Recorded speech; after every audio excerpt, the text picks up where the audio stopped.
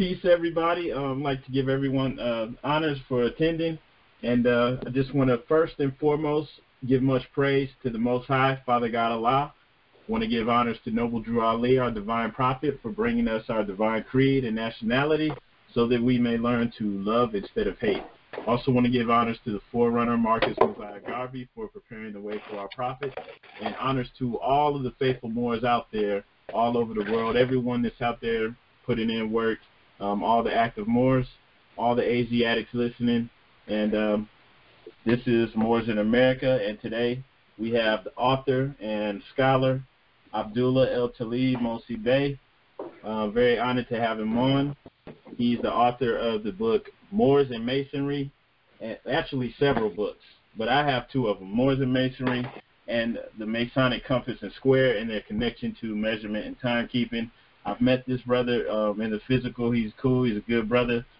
Other people that I know speak highly of him. And, I mean, he's just a wealth of information. So it's an honor to have him on. And you definitely want to share this with your family and friends.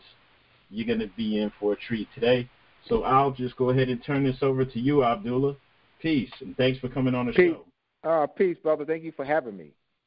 Yes. We're going to have to, you have a series of questions, a couple questions for me? Yes, definitely. So, well, first off, I'd just like to ask you, how did you decide on the title for your the book that you just released? Great question. I would say back in 2003, I was the editor-in-chief of the Al-Moroccan Star. We actually put out the Taj Tariq Bey and I, Taj Tariq Bey, founder of the Moors Order Roundtable. We put out a paper called the Al-Moroccan Star in 2001.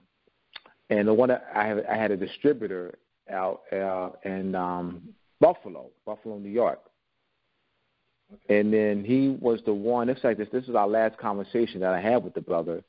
And he was the one that told me about the colors red, white, and blue, tying to Sirius the Dog Star. He said that he asked me that that the colors red, white, and blue are Egyptian colors, and tying to Sirius the Dog Star. I had never heard of that before. It was like new. And, time went on, 2004, 2005, 2006, 2007, 2008. And then I met a couple people. One of his brothers named Sirius, and he was telling me how he came up with the name Sirius, Ra the sun. And when I was aware of that, Sirius the Dog Star, I said, "Oh wow!" And then I started, and I recalled the conversation that I had with the brother in 2003 about the red, white, and blue, because I couldn't find any information on the red, white, and blue and tying it to Egypt and the Sirius the Dog Star. And so I said, wow, there's something to this. Let me look more into this. So I started doing, looking up, Googling anything I could on Sirius the Dog Star. And, of course, as I did, I met other people who would give me information about it, and I continued to research and get a clearer view on, the astronomical connection of Sirius. So I started, and I had this sheet of paper that had about 50 symbols on it. They call Masonic symbols, and I have had this sheet of paper for years, and I would, every now and then look at the sheet of paper, look at the different symbols, and ponder what they mean. I had no idea what they meant at all. I knew in some way, somehow they connected to our people, more who are currently classified as Moors, who are Moors classified as black, nickel colored, and African American, but I didn't know what they actually meant. So as I'm, continuing to do research and reading, coming across various books, so my knowledge of masonry began to grow. My knowledge of astronomy, seeing what they present as Masonic symbols began to grow and say that, and my view of them were I no longer saw them as symbols. I saw them as measurement tools and devices. And what I concluded back in 2010 was that each Masonic order has a piece of the puzzle. I started putting these puzzles together. A point within the circle. The point within the circle with two parallel lines. The widening staircase. The royal arc symbol they call it the triple tile which is on my book cover within a equilateral triangle within a circle. I started beginning to see what they actually meant. Checkerboard floor. And I started to see how this relates to agriculture, timekeeping, map making, calendar making, charting the stars, marking the winter solstice and summer solstice with the two pillars of Boaz and Jachin, the checkerboard floor. And I began to get more into the astronomy and studying the path of the sun and the shadow that it casts. And I started looking at Groundhog Day and the groundhog, seeing the shadow. That's what that is. Yeah, the sun, you begin to say how determine time based on the length of the shadows. And trust me, I didn't even know this. It may seem so basic. I didn't have no knowledge of the astronomy. And once I began to build my knowledge of astronomy, then I started these different symbols come to life. Okay. I no longer saw them as symbols that you placed on a hat or a building or a bag or a T-shirt or a jacket or on the back of a car.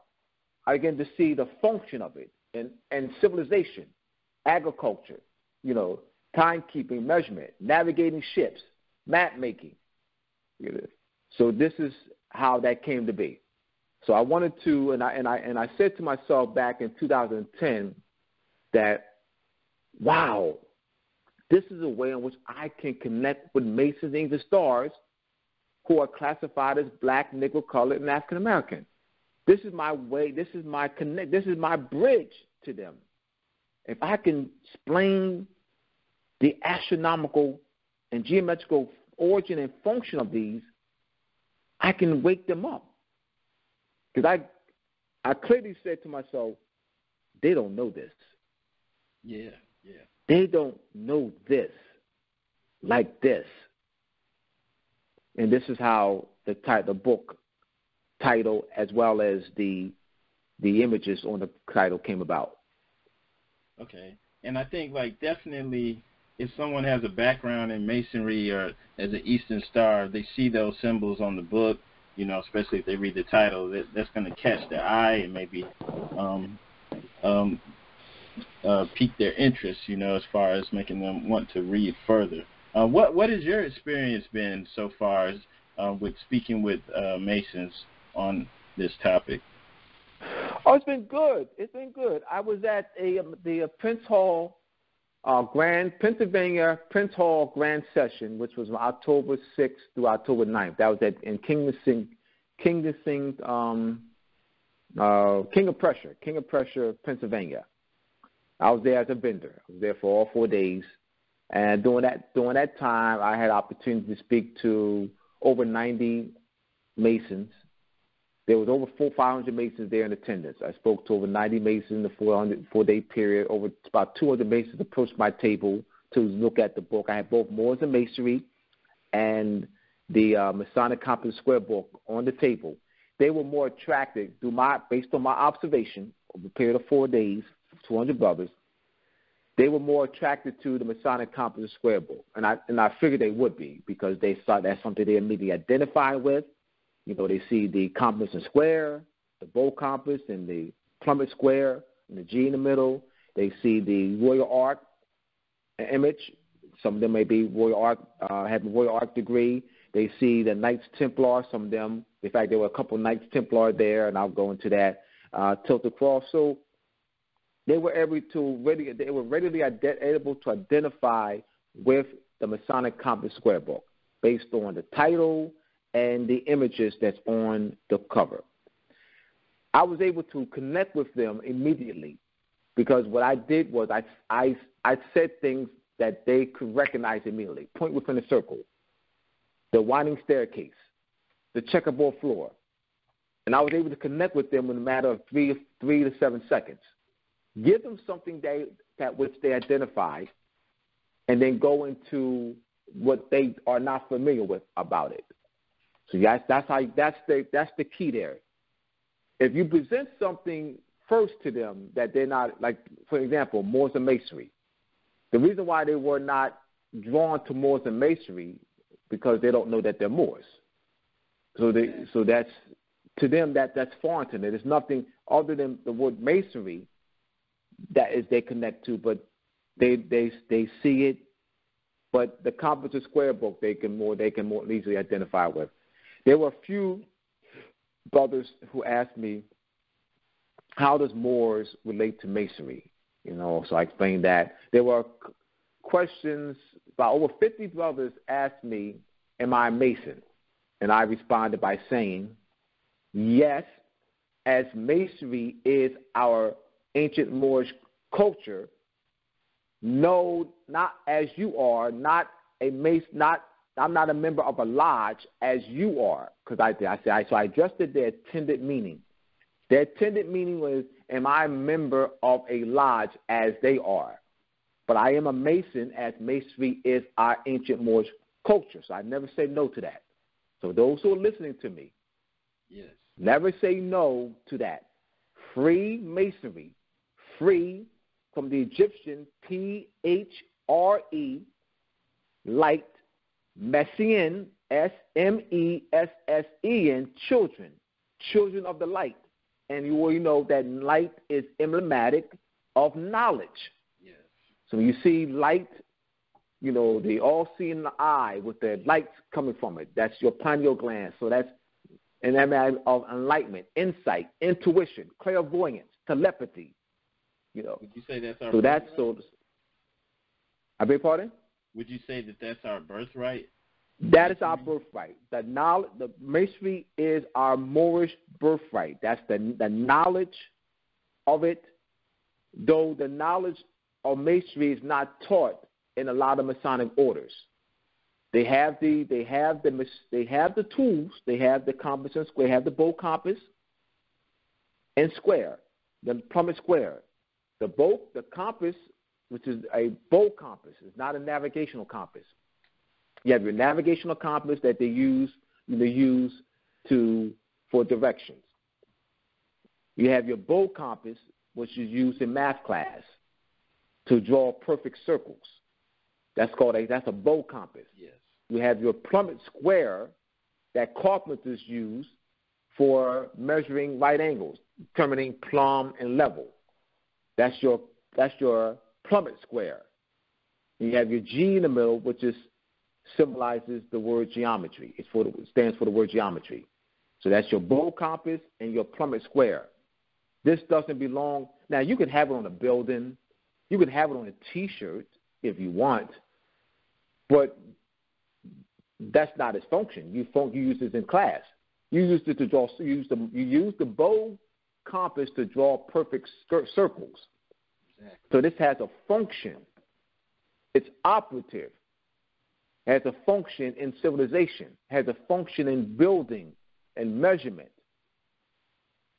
So a lot of our brothers and sisters are not aware of this. They think it belongs to. They don't know. They don't know that it's their culture by birthright. They only align with it because they are part of an order. They think it belongs to order. The York Rite or something like that. Right. So they don't because they don't know the function of it. They're seeing it as a symbol. Once they stop seeing it as a symbol and learn its function, its mathematical and actual timekeeping function and measurement function, and how it connects to them, how it's theirs by birthright, then their whole view of it makes you will grow. as a result of that, they will become empowered. My whole this is the role in which I'm taking. I have Moors and Masonry, which is my history book. I have other books, Moors and Masonry Part 2, which will be out next year, and have other series of books, etymology books. My experience of teaching nationality to over 5,000 students in the Kansas City Public School. So I spent like 10 years of research for this book, Masonic Compass Square book, and I spent the last 14 months trying to finishing this up. So I'm very proud about this book, and I definitely want to go into some of the and go into more detail about it. As you ask me more questions. Yeah. Okay. Can we rewind a little bit before we go further Yes. into this book? I'd like to ask about your experience teaching this to school children. All right. My experience of teaching this to school children, what I would do is students would ask me, Mr. Bay, what is that on your head? And I said it's a tarbouche. And then I would relate the tarbouche with, and I would draw the fez, the tarbouche, and the graduation cap. So I would give them something that they relate to, the graduation cap, with 94 90-degree angles. Yes. All right, and the fez with the 90-degree angles is 360 degrees, circles 360 degrees. I have the tassel on the graduation cap, the tassel on the fez, and I would wear. Back then, I wore fezzes with tassels on it. So all my tarbooses had tassels on it. And I would teach. I would come from that perspective and show them the relationship between the Moorish fez and the Moorish graduation cap. The mortarboard being tied to building and masonry. You're looking at operative masonry dealing with building. Bricks, layers, construction. And then so you're looking at the speculative masonry, dealing with, speculative insight, character building, and also observing the stars and taking that knowledge of observing the stars to make a map, to chart, determine distances, to make a calendar, determine when to plant, when to harvest.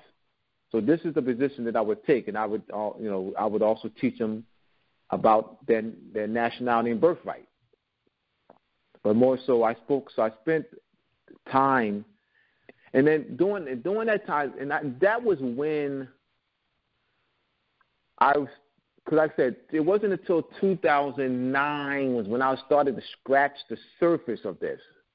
I knew about nationality and birthright. I have knowledge of history. But as far as having the knowledge that I have now on masonry, it was nowhere near 2000. 2009 is nowhere near I am right now with it.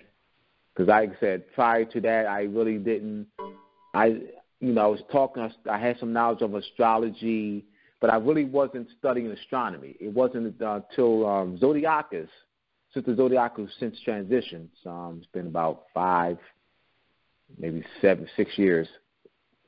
And so she was the one that inspired me to study astronomy.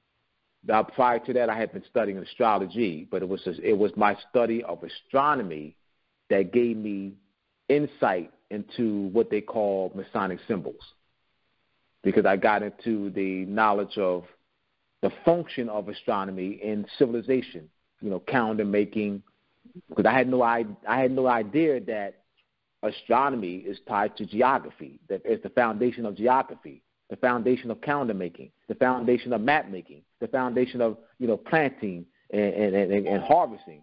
So the foundation of what they call these holidays. So once I knew the foundation, everything else started opening up for me. And so this is what I'm doing, is giving our brothers and sisters the foundation to have them re-examine what they view as symbols. You'll learn today from me that they're not symbols, that they have a direct connection to cycles, planetary cycles, star cycles, measurement marking the winter solstice, the summer solstice, the 4 seasons. So that's so those are things that I've taught in the school. Some of the things that I've taught over the years in the schools. Okay, and were the students for the most part receptive to it? I mean, were there any questions that I guess you could say students were having about why they're not being taught these types of things? Yeah, there were students who were receptive to it. There's others, as you know, in any situation, students who were not. All right, so I look at the number game of it.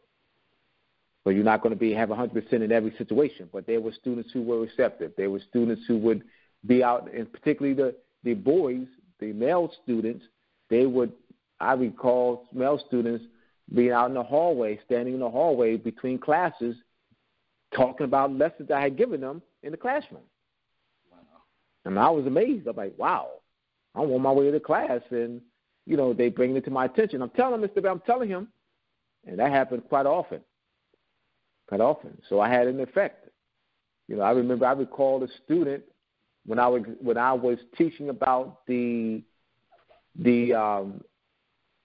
showing the 7 days of the week, that the 7 days of the week are actually 5, the moon and the sun, and 5 inner planets, based on the Latin names. So Lunae Dies, day of the moon. Saturnae Dies, or they call it Spanish Sábado, Saturn, day of Saturn. Friega, that's the Venus. You have Miercules, that's Mars, Mercury. You have Martes, Tuesday, Martes, Mars. So I would write these on a board, and what I found fascinating was, or what I was surprised based on my observation, is that Moors who are classified as Spanish, Puerto Rican, and Latino, who have been speaking Spanish all their lives, could not see that. Wow. They could not see that Martes is Mars, Miercules is Mercury. They could not see that. And I'm like, wow. And I'm actually even had it on the board. They couldn't see it. And remember, they've been saying these all their lives. Yeah. So even though the language is in the culture, they don't know the culture. Because though they've been saying Miercules, Martes, they've been translating it to Tuesday and Wednesday. They've been translating it to the Old Norse words, so they don't know the Old Norse word meanings. So they'll say, oh, Miercules, that's Wednesday. Martes, that's Tuesday. Yeah. So they didn't see Mars. So they weren't even identifying with the culture. Now these are those who speak it now. Yeah. And it wasn't until I brought it to their attention, and I put Mars next to Martes, Miercules next to Mercury. They said, oh, I see it. Well, I recall, I had done that many times over the years to a few thousand, maybe 2,000 or 3,000 students. But it was this one particular day, this Moor classified as black Negro, I think he was a sophomore at the time, and he was, as I was giving the lesson, he said, that's bullshit. And he walked out of class. Wow. Yeah. So so I continued, and I had to, stop because he walked out of class, so he can't, so I had to write that up. So he came back. He came back to the classroom about 10, 15 minutes later, and at that time I was still teaching the lesson, and he stood there quietly and was very attentive. He went from fuck that shit to being very attentive. Wow. I'll never forget that. Wow. I mean, this it was yesterday. Yes, it was. I had that, and from that day on with him, I had his attention. Okay. Well, in light of that, what do you think we can do to go about getting this type of information in the curriculum? Good question. I'm going to be writing a textbook. I'm going to be structuring Moors and Masonry into a textbook format. It's something that I thought about in 2010. Of course, I had to finish up Moors and Masonry, and I didn't think it would take me up until 2016 to finish it. But I'm going to structure it into a textbook. I'll be using other textbooks that they have in the schools. The history textbook, 3 different levels for the kindergartners, first graders, second graders, and then your middle school, your elementary school, middle school, and high school level, with the teacher manual, the whole 9 yards, questions, tests, quizzes, tests, and so forth, exercises, the whole 9 yards. So this is how we can get it, because we got this structure. I mean, we can't go and say, well, Moorish history needs to be taught in the schools. We need first to produce the textbook. Because the textbook can be, the 3 textbook with the various levels, the teacher manual and everything can be used in homeschool curriculum, homeschools.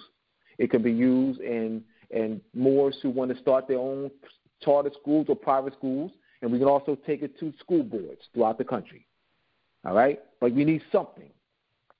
To say, well, they reject it, but I'm saying something will be there, and this will be a legacy that I would leave behind that will outlive me, far outlive me.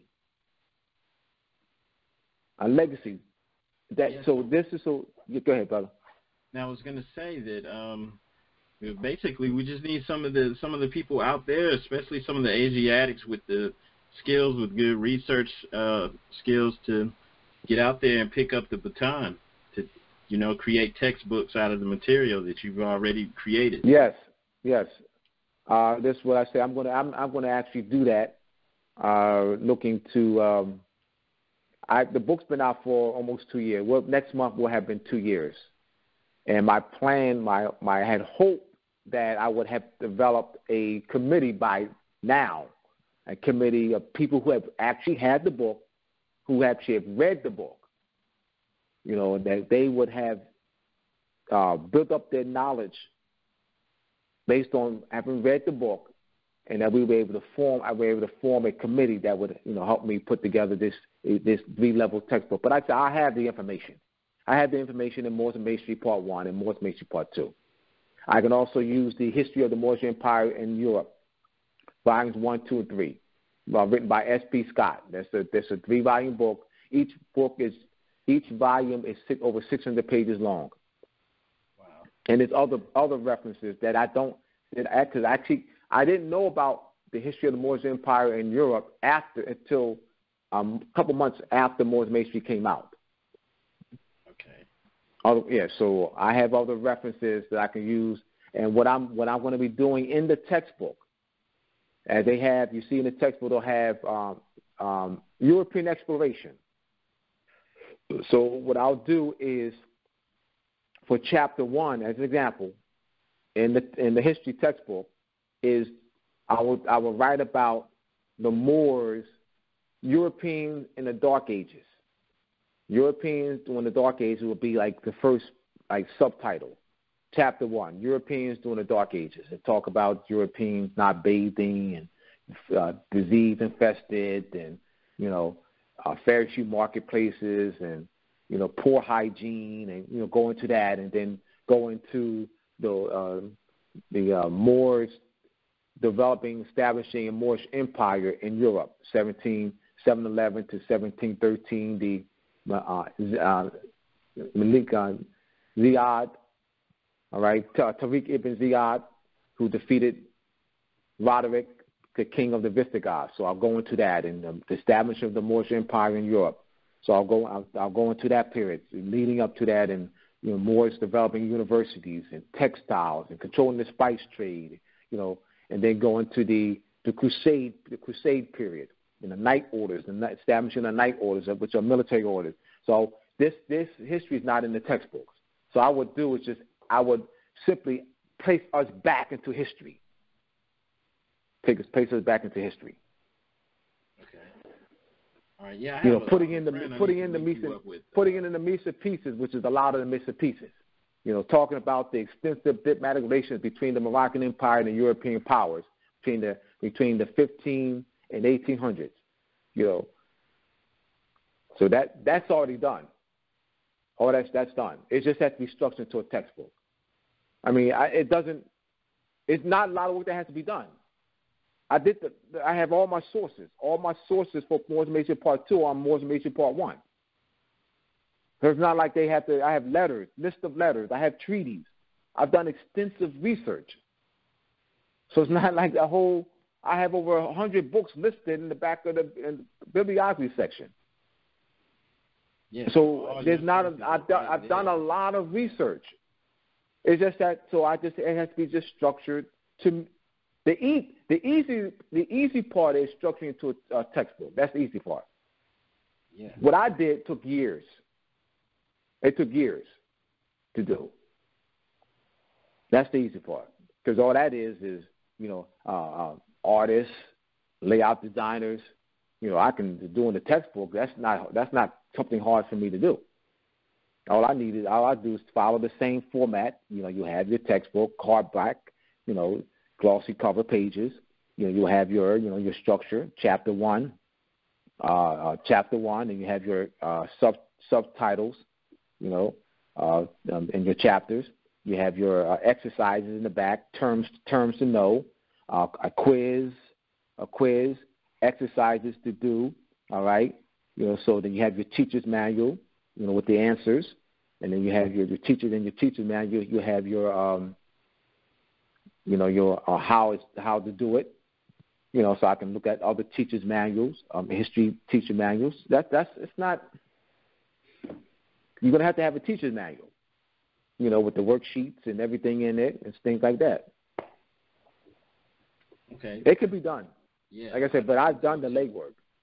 All right.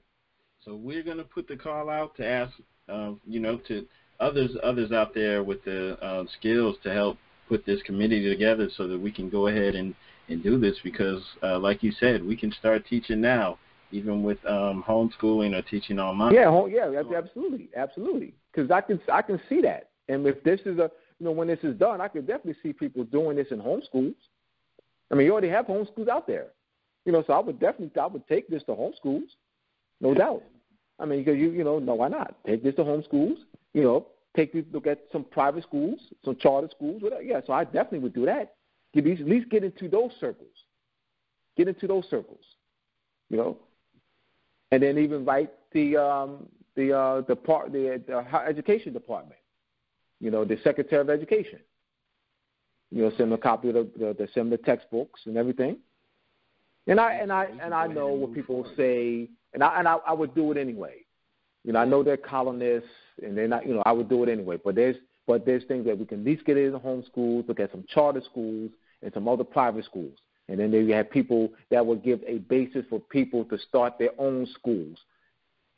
Because we can't. From your book Moors and Masonry, where you're quoting Jeff Grabmaier of Ohio State University, where he's talking about the enslavement of Europeans. And it basically is just saying that the enslavement of Europeans doesn't fit the general theme of European world conquest and colonialism that is central to scholarship in the modern era. Many of the countries that were victims of slavery, such as France and Spain, would later conquer and colonize areas of North Africa where their citizens were once held as slaves. Maybe because of this history, Western scholars have thought of the Europeans primarily as evil colonialists and not as the victims they sometimes were. And this was by Jeff Grabmaier of Ohio State University, right? So they're leaving this out completely. And you go in on depth about the enslavement of various Europeans. This is something that's not talked about at all in history class. I mean, even on a collegiate level. No, not in the main. Well, they are college professors. Jeff Ragmeyer, he interviewed Robert Davis. Robert Davis, they're both of Ohio State University, and he was interviewing Robert Davis. They're co-workers, and so that the professor Robert Davis teaches Italian Renaissance history at Ohio State University, but it's an elective though. Yes. So what Lord is talking about is not part of their mainstream history class, like you say, United States history, exactly. And they may have about if you were to go any university in Moorish land that they falsely call United States, you'll see about 10 different listings for United States history, about 10 or maybe 15. You have but Robert Davis, he's the only teacher. He's the only teacher that's teaching Italian Renaissance history. It's an elective. Whereas United States history is mandatory. Yes. You have 60 general education classes. 60 general education classes. Then you have your about 15 your electives. Then you have your major. You got about 30 credits for your major. 60 general education credits you need. Then you have your about 15 electives and so forth.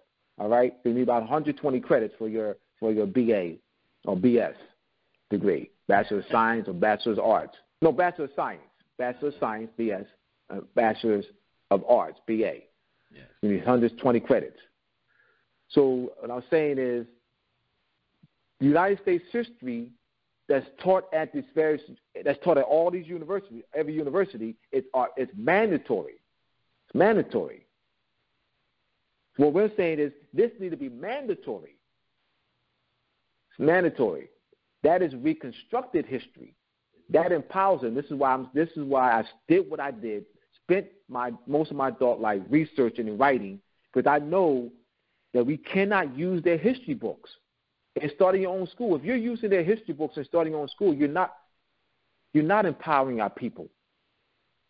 You're not empowering our people. I mean, I'm not interested in that. I'm interested in really empowering our people. We got to give them the proper history. Because the proper history is going to reconnect them politically to the land that they're on right now.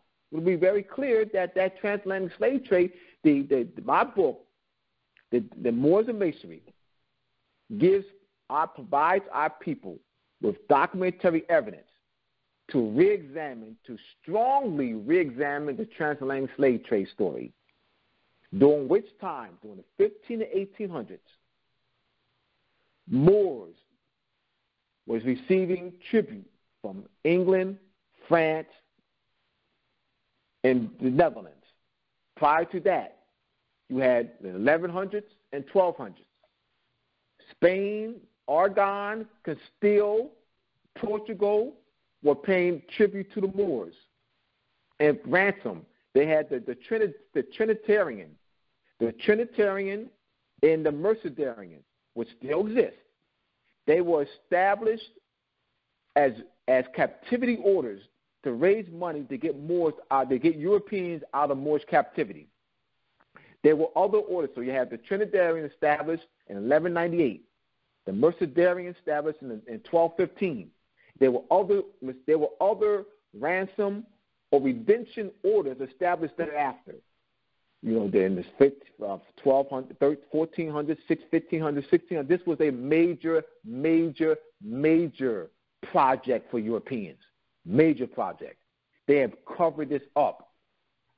So if a historian tells me they don't know anything about the Moors, they have disqualified. They're lying, which disqualifies them. If they're telling the truth, if they say they don't know about Moorish history, both ways, if they're lying, that disqualifies them. Yes. If they're telling the truth, that disqualifies them. If they're lying, if they're telling the truth, that more disqualifies them. Yes. If they're telling the truth, if they're lying, that means they have the knowledge. If they're telling the truth that they don't know, that means they're not a true historian. Exactly. There's no way. There's no way you can tell me. There's no way you can tell me you're a historian and you don't know anything about the Moors. The Moors ruled the world. how in the world can someone, a historian, someone who's claimed, someone who's claiming to be a historian, tell you, Lloyd, or me that they don't know anything about the Moors when the Moors, in fact, ruled the world. We controlled the spice trade during the 700s, 800s, 900s. That built up tremendous wealth. Cordova was a lot. We had 600,000 manuscripts in the Library of Cordova. Cordova was the educational mecca of the entire world during the 700s, 800s, 900s, of the entire world. We have built up silk trade, extensive silk trade with China, libraries, bookstores, paved roads, street lights, medical treatises, over 30 medical treatises, botany books on eye surgery. This is huge. Universities, trading, navigation, huge. To say the Moors ruled the world. The Moorish mill became the world's most powerful coin in the world, because the coin was tied to trade. Yes. The value of the coin was tied to the trade. We control the trade, so therefore we control price fixing. That's how it is today. Nothing's changed. Nothing has changed. Nothing has changed as far as trade. As far as those who have control of trade have the power. That's what I'm talking about. Let me clarify. The thing that has changed that we no longer have control. So what has changed is that the Moors, who are currently classified as black, Negro, colored, Latino, Spanish, Puerto Rican, and African American, who once controlled world trade, no longer controls world trade. That's changed. But the fact that who controls world trade controls the power of the world. That hasn't changed. So let me be clear. If I said nothing has changed, I want to be clear on what I mean and what I'm saying. That's what I mean by talking about the balance of power has shifted from us to the Europeans. How did the Europeans? One of my former co-workers asked me, and I was working on Moors and Mates throughout the summer. I was so excited. I had come across a lot of research, and I was so excited. This was the first day of school. This was in 2012.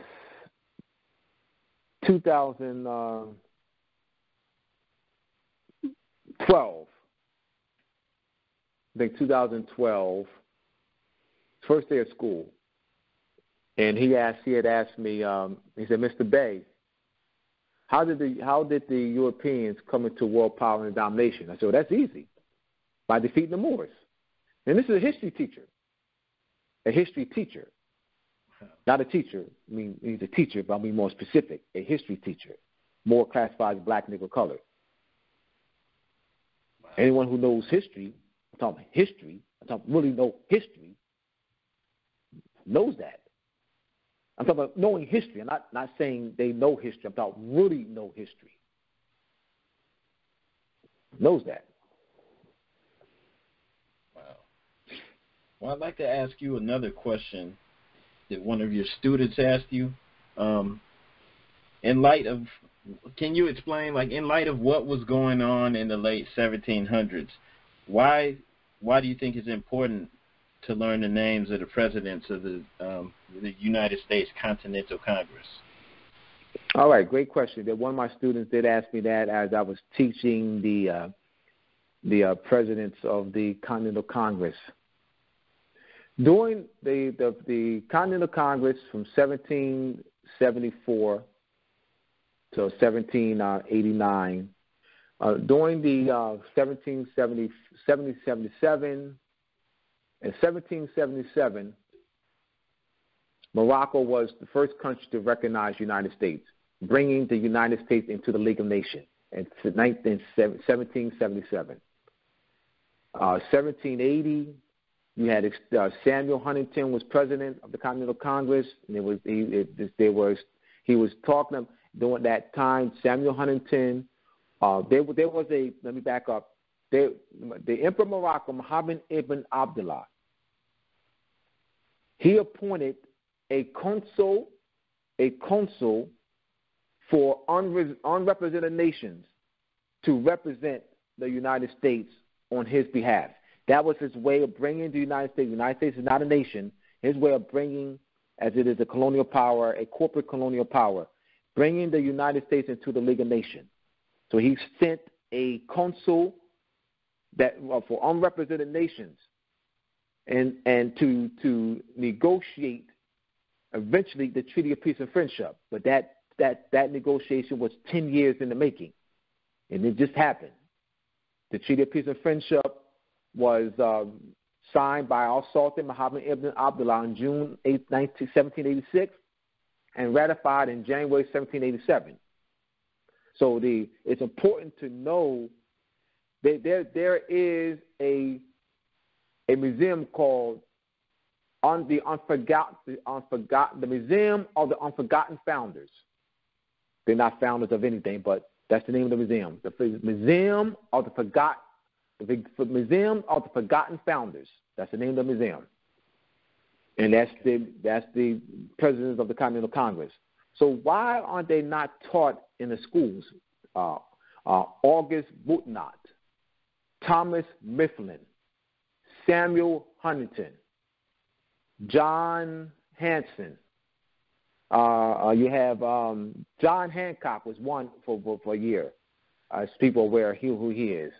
You have Mifflin, Boutnot. So these were presidents of the Continental Congress. So when I shout out these names in the classroom, the students had no idea what I was talking about.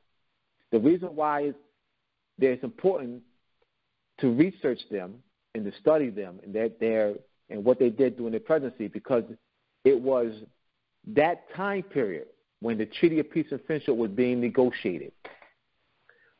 You would learn the Emperor of Morocco recognized the United States in 1777. You will learn that in 1785, Thomas Jefferson, John Adams, and Ben Franklin was appointed ministers plenipotentiary to negotiate the Treaty of Peace and Friendship with us, the Moors. You will learn that because you'll be studying their 1 year presidency and what took place during their year. You will also learn that during the Continental Congress, one of the major issues in 1777, 1778, 1779, 1780, 1781, 82, and also in the state delegates, among the state delegates, one of the major issue of discussion was whether to pay them continue the 300-year European customary practice of paying the Moors annual tribute, or put the money up for defense. That was a major issue in the Continental Congress, as well as among the state delegates. That was the number one issue. Wow! You see what they're covering up? That was the number one issue. That's why it's important. And just in case anyone's not catching that, can you explain why it's important that people understand that they were discussing, whether they were going to continue paying tribute to Morocco or put it up for defense? All right. In my book, Moors and Masonry, I show from 1500s to the 1800s. France, the Netherlands, and England were paying Morocco, the Moroccan Empire, annual tribute to pass the high seas. In order for them to pass the high seas without being molested, they had to pay the annual tribute. Even when they paid the annual tribute, they were still molested. So that was the violation on our part.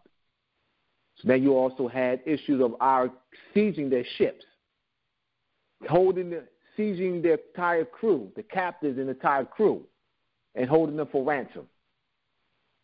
So this was a major issue during the 15, 16, and 1700s, during the same time period of the so-called transatlantic slave trade period. So that's why it's important, because you begin to see, in order for us, one, to know how the United States came to be, you've got to know the history. How did the Europeans come into power? You begin to see by defeating us. We don't know who we are by not knowing who. So therefore, we don't know that we had imperial structure. We don't know that the United States is running the Moorish government. Yes. We don't know that the United States is occupying Moorish land. But how do you come to know it? You have to know the history. You have to know. So what I do is give people a time frame, a chronological history. We need a chronological. You don't need bits and pieces. Bits and pieces is not going to get it done. I don't have bits and pieces in Moors and Masonry. I have an extensive study, extensive documentation. I know bits and pieces. One or two references ain't good. One or two references is not good enough. 5 or 6 references is not good enough. I wanted to have a preponderance of references, letters, treaties, National Archives, Historical Society, primary references to primary sources. I wanted to have an extensive list of references. And that's very important to do that. Well, just and what gives my book, and I like I said, among teachers, among other scholars, my book is respected among them. This is what they do, without even reading the book. Within 1 minute, within 1 to 2, 3 minutes, they do this. They flip through the book. And as they you have the book, you start from the back, and they do from the front, and you do your peeling, and you flipping, you're peeling through it, and what they see is references. What jumps out to them is references. Yes. They see references. I mean, they're not reading. They're just going through it. They see references because that's what they're looking for. I talk about teachers and other people who write and other people's persons. That's what they're looking for, references. And they say, oh, you got a lot of references in the book. Remember, they didn't read the book at first. Mm-hmm. Yes. They didn't read the book first. They looking at the references.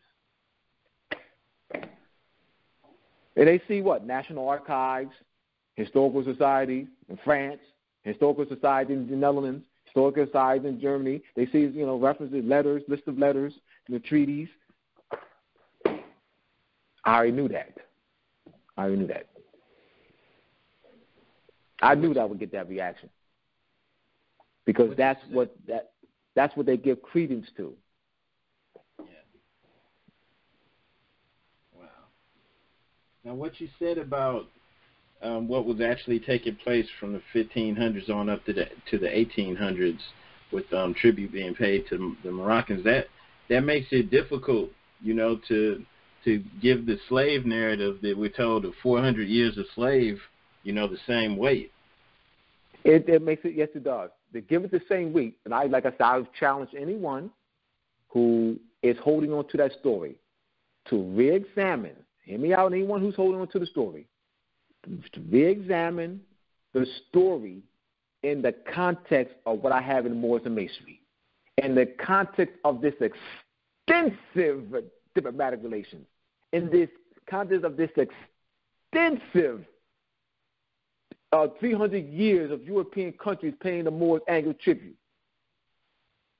The narrative is this: the Portuguese, the Spaniards, the French, the Dutch, and the English, particularly starting with the Portuguese and the Spaniards, during the late 1400s, 1500s, throughout the 1500s, transporting, several 100,000 Africans from the continent of Africa, then the French, then the Dutch, then the English, so a period of 300 years, the Europeans transported over 10 million of us, then millions of us died on the way over, so they took out about 12 million of us, and then 10 million for Brazil and Peru and different parts of other parts of South America, Central America.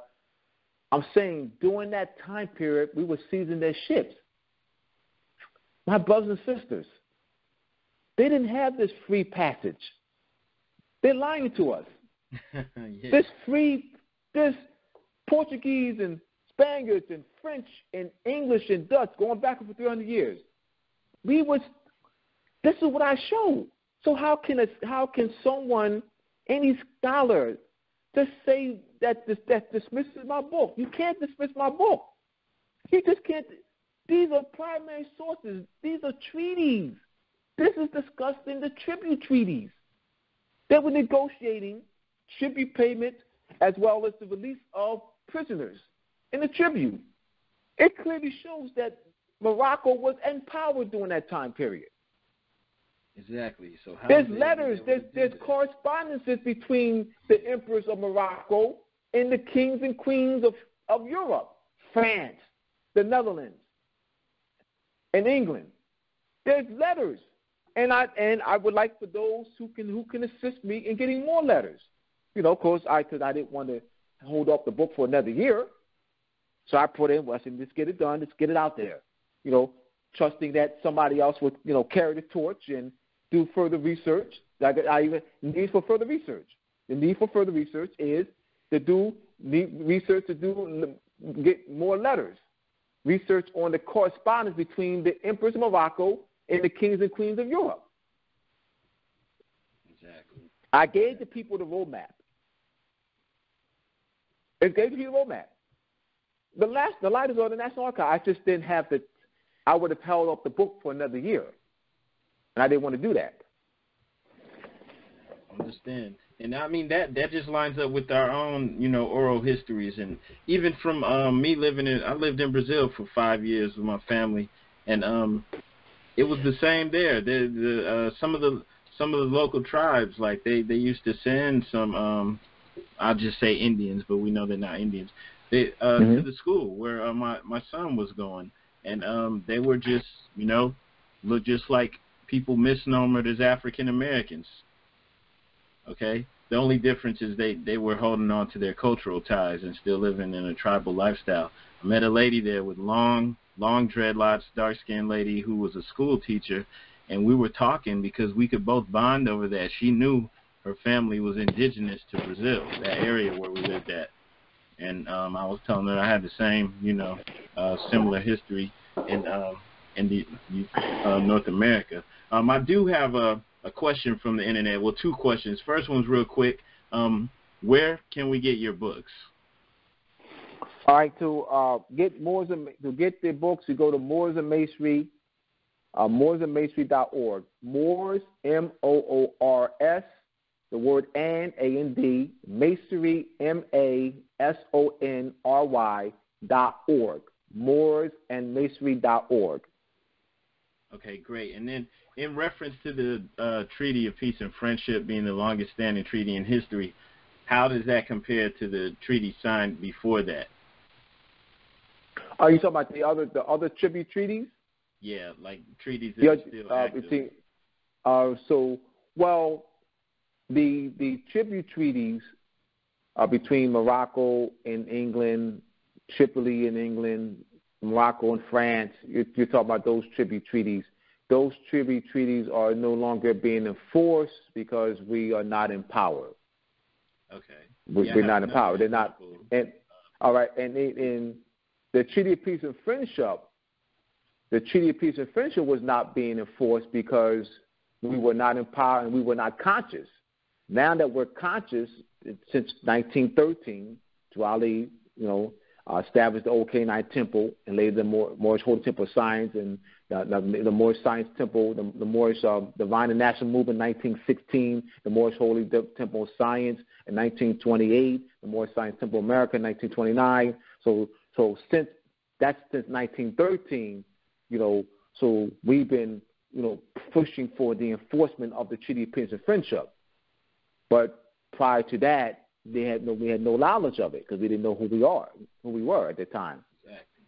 So these tribute treaties are not being enforced because we're not in power. I mean, and Europeans are not going to be paying us annual tribute to pass the high seas because they control the seas now. Exactly. So they shifted the balance of world power has shifted. It shifted. The balance of world power was gradually shifting after 1492, or after 1212, after 1212.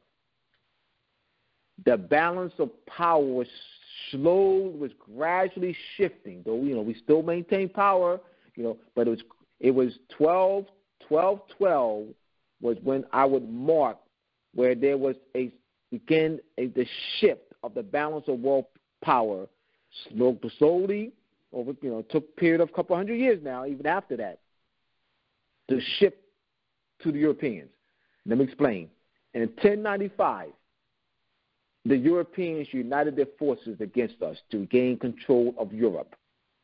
They launched two crusades against us, two crusades against the Moors in 1095. They established knight orders as military orders to fight against the Moors. The Knights Templar, established in 1117. You had the Knights of St. John's of Jerusalem, which are now called the Knights of Malta. You have the Knights of Calatrava. There's various other knight orders established in France, in Aragon and Castile. Knight orders established in Portugal. Knight orders established in the Netherlands. So these Europeans were establishing various knight orders throughout in their countries to fight against the Moors. In 1212, you have the Battle of Los Naves de Tolosa. Up until from 1095 to 1212, we had lost Seville, Cordova.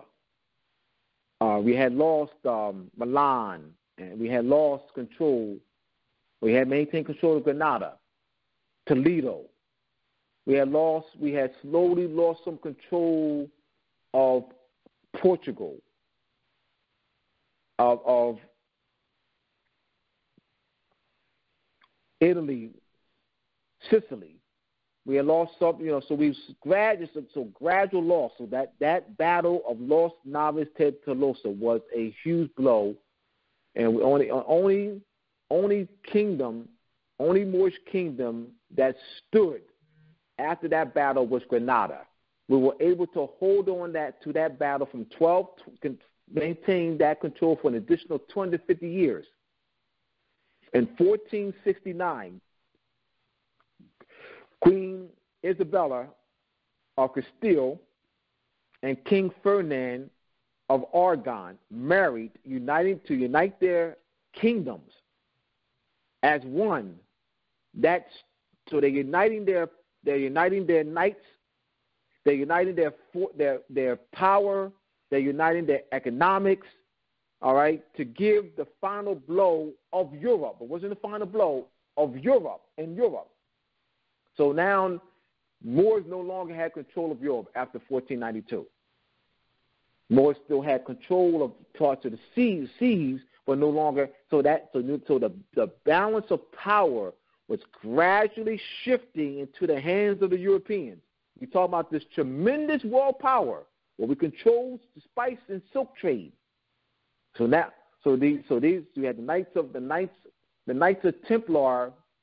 The Knights Templar went underground and resurfaced as the Order of Christ in 1319 in Portugal. So what they did was they united their forces against us. They worked together. And here we are today. How did the Europeans come into world power and domination? That is easy if you know history by defeating, not claiming to know history, if you know history by defeating the Moors. Okay. Do you have any advice out here for the Asiatics that are Masons or Eastern Stars? Like, for example, some that are coming into knowledge may want to leave the temple, or not the temple, the lodge. All right. My advice to someone like that is to not leave the lodge or the Eastern Star chapter. They are our brothers and sisters. So if you leave, then you're leaving a nationwide network of brothers and sisters whom you have an opportunity to influence and to educate. When you leave, your influence and your opportunity, though you still will have friends with, but you will no longer be able to go to Masonic conventions. You will go as a vendor, but you will no longer go to Masonic conventions and be part of meetings and so things like that. You will no longer be able to go to meetings. All right, so your connections, though you may still have phone numbers and you may be chum, but as far as you lose that connection, or that connection and influence begins to lessen. So what you do is once you become more conscious of more national birthright, you don't step away from our brothers and sisters. You take information to them. Look what I learned. I mean, because you still are friends with them. I mean, it ain't like you have to go and then do it. So, you don't have to, you say you might have a couple, maybe 10 or 10 brothers that you're close with. Share information with them. Like if you get like a handout or you come across a book that you get from a Moorish class, make copies and pass them out. It ain't got to be during a meeting. Pass it out on your way back to the car after the meeting. I'm just saying, that's my advice. I'm giving you some strategies, and that's my advice. Do not leave. Do not leave. Do not leave the lodge and the Eastern Star chapters. That is the worst thing you can do, because how are you going to educate them? So you're going to leave a network of tens of thousands of brothers and sisters? You're going to leave a nationwide network of tens of thousands of brothers and sisters to join 10 nationalized Moors? Yeah. I'm just trying to be logical now. Let's just look at pure logic now. There's pure logic. Pure logic. You leave a network that you've been involved in for 5 years, 10 years. That means you have influence. If you've been involved for 5 to 10 years, that means you have influence. That means you have contact. You have network. So you're going to leave that, all right? And you come across, oh, yeah, I'm a Moor. Yeah, the Masonic Temple ain't teaching this.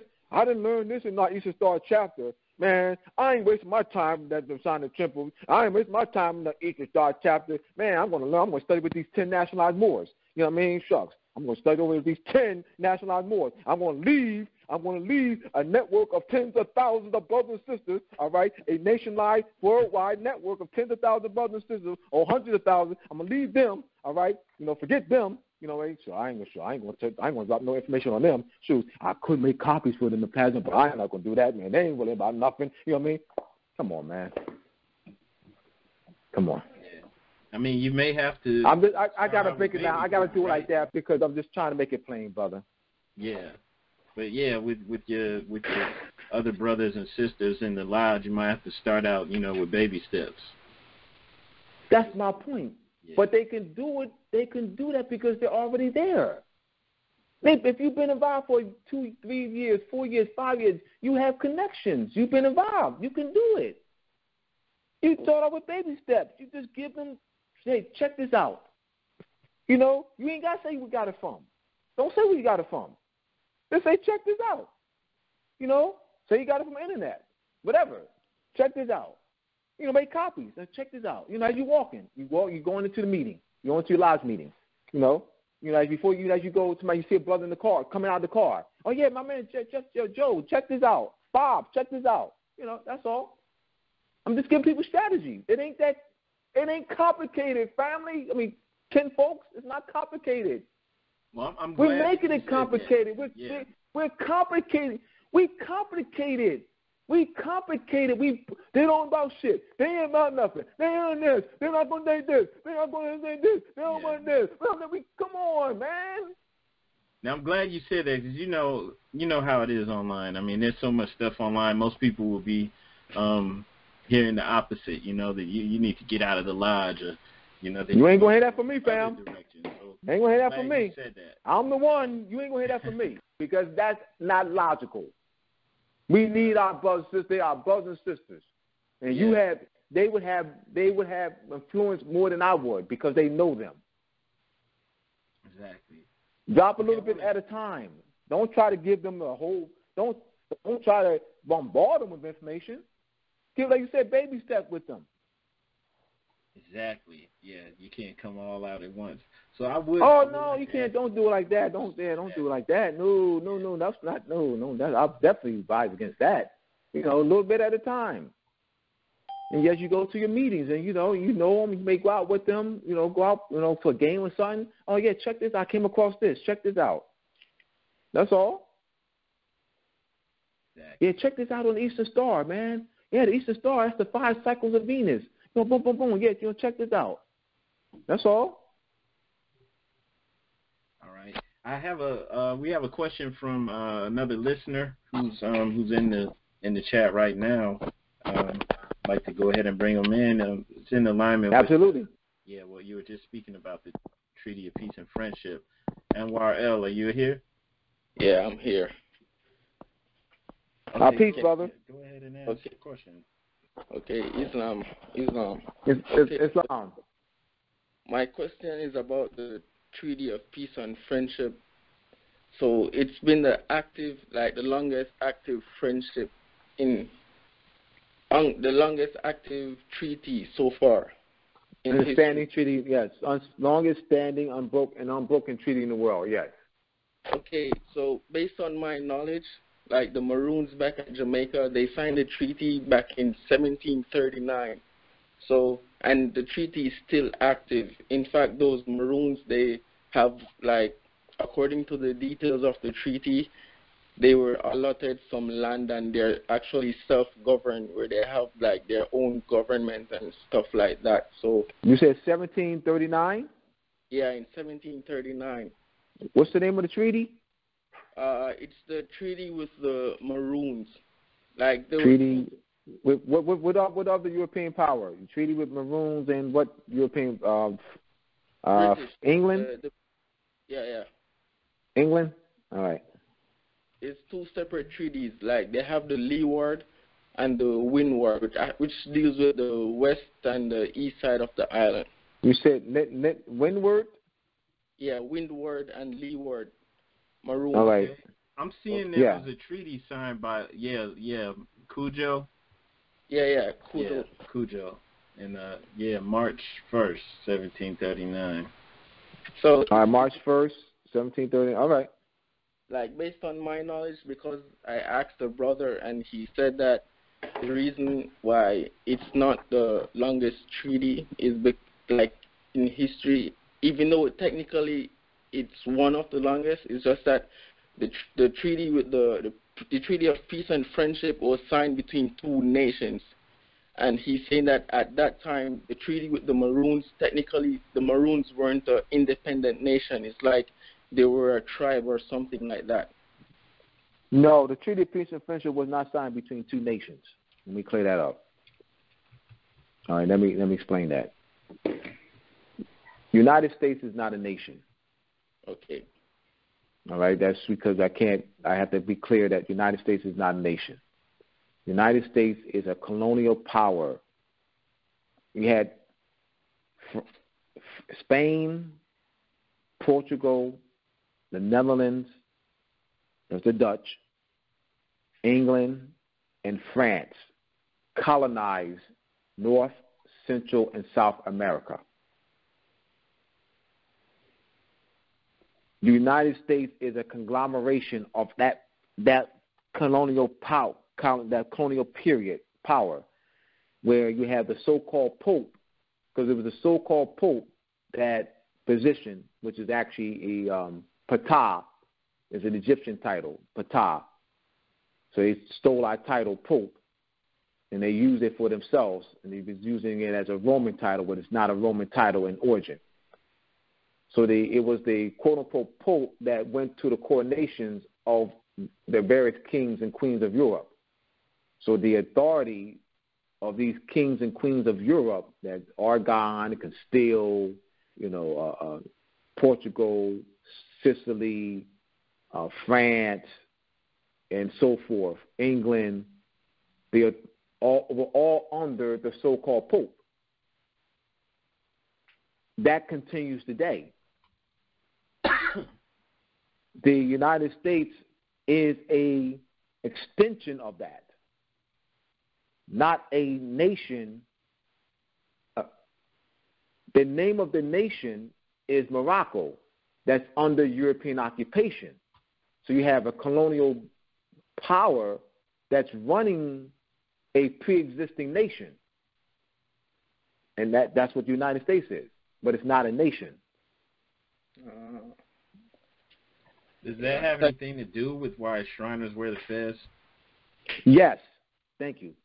The Shriners, Sir Walter Fleming, the shrine was established in 1871, ancient Arabic order of the nobles of the Mystery Shrine, established by Walter Fleming in 1871. It was Walter Fleming that placed the Moorish scimitar above the crescent of the star, and within that crescent, the crescent part, you have a shrunken woman's head. All right? It was Walter Fleming that did that. There are 206 shrine temples throughout the world. You have the mystic order, or they call it the Grottos, the mystic order of the Veiled Prophets of the Enchanted Realm, established in Hamilton, New York in 1850. There's over 150 of those temples throughout the Moorish land that they falsely call the United States. Over 150 of them. And they wear the black fezzes. And they have the moniker called the Morcana. That's they'll have a European Mossad, let me say, Osama bin Laden looking with the crown, with the crescent shaped horns, with the turban, a red turban wrap. Yeah, so Morcana. They use that as their logo. So you have, and they have, as the Shriners, the Grottos have annual parades, and they use Moorish names for their temples. So they are pretending they've traded places with us. So absolutely, that's why they wear our fezzes. So can I ask one more question before I go? Yes. Just to clarify something, that position, Minister Plenipotentiary. Minister's Plenipotentiary. Yeah, I always, based on my knowledge, I thought that position was somewhat equal to a president. But according to some of the speakers in your book, like John Adams and John Hanson, they also had positions called Ministers Plenipotentiary. So can you clarify, is this position for the leader, or is it like a group of? No. All right. So let me explain. No, it's not. It's not equal to president. You had the president of the Continental Congress. So 1785 was when, March 1785, John Adams, Ben Franklin, and Thomas Jefferson was appointed as ministers plenipotentiary, and they were appointed by the president of the Continental Congress at the time. The minister plenipotentiary means plenty, means full, potent means power. Yes. Plenty, full, potent power. So they were delegated through a commission full power to negotiate the Treaty of Peace and Friendship on behalf of the United States. Makes sense. Doesn't make them heads of the country. They were ministers with full power to negotiate. This was a big issue. This was a negotiation that took 10 years in the making. And so the following year, in June 1786, Sultan Muhammad ibn Abdullah signed the Treaty of Peace and Friendship, and it was ratified in January 1787. Let me explain now. Go further. Now, what Donald Trump, what the Europeans in my book, Moors and Masonry, I show the correlation. What the Europeans did was they took our Moorish structure of government and simply transferred names. The Shriners have maintained the names. Imperial Divan. Imperial Divan is the structure, is the executive structure of the Moorish government. The Imperial Divan. The Europeans substituted the term Imperial Divan with the term Presidential Cabinet. The Presidential Cabinet is the Imperial Divan. And in you have the Imperial Divan, at the head of the Imperial Divan was the Grand Wazir, which was appointed by the Sultan of Morocco. The Europeans, the one who functions the position, the Moorish position of the Imperial Divan, of the Imperial Grand Wazir, Vizier, Wazir.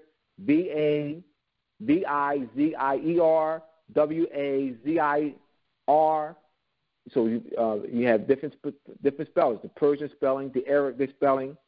So the one who operates that position today is Donald Trump. Donald Trump is the substitute Grand Wazir. The Europeans substituted the term Imperial Divan, a Grand Wazir, with the word president. They did not create that structure. The structure that you were taught in the schools were not created by the Europeans, of the presidential cabinet and the cabinet members, Secretary of State, Secretary. Those are they substituted Wazir with secretary. So they took a pre-existing structure of the Moorish government and the positions and officers and just substituted. So they maintained it. They maintained the structure.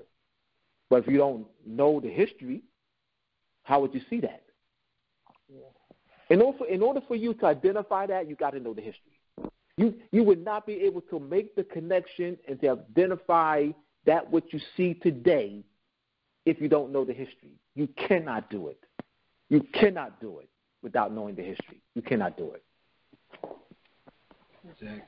Okay, so in light of what you just said about them kind of hijacking our structure, our government. They hijacked our structure, yes. Would you say that it's important that we utilize the structure that Noble Drew Ali set up within the Moorish Divine and National Movement and within the temples? Yes. I was having this conversation today with someone about that. We have the Constitution and bylaws of the Moorish Science Temple, and there's 7 acts in the Constitution and bylaws of the Moorish Science Temple. And those 7 acts. In the 7 acts, you have in Act 1, you have the sheikhs, and sheikhesses are empowered to make law. Now, the problem is that the grand governors, the sheikhs and sheikhesses are not doing their job. The way they're presenting this Moorish movement is like it's some type of club. Drew Ali, they're not representing Drew Ali, because Drew Ali did not just represent nationalized Moors. He did not do that. So one says you got to be no. Drew Ali did not do that. Drew Ali said, "Come all," not some. He didn't say, "Come nationalized Moors." Drew Ali didn't say, "Come nationalized Moors." Drew Ali didn't say, "Come all conscious Moors."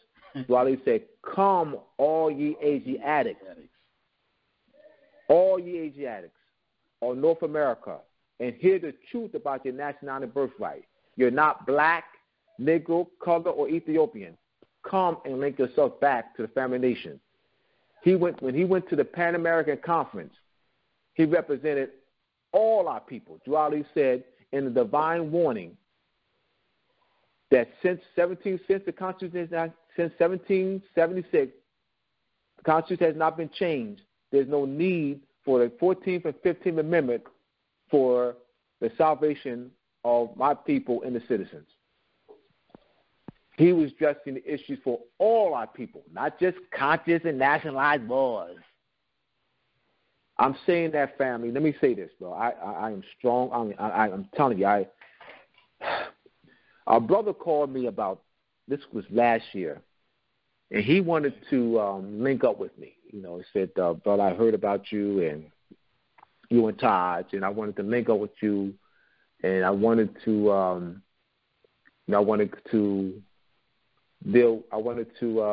reach out to Moors who are in the prisons. So I said, hold on, brother. Hold on, brother. When you say Moors, what do you mean? He said, those who nationalize. I said, hold on, brother. All right. Now you said you wanted to work with me. I don't just deal with nationalized Moors, brother. So I wouldn't be just interested in working with nationalized Moors in the prisons, brother. Then if you want to, I'm just letting you know. Then if you want to work with me, that's not me. I'm not going to just be working with nationalized Moors in the prison. When Taj and I put out when I put out my newsletter in 1995 called the Moorish Civil Letter,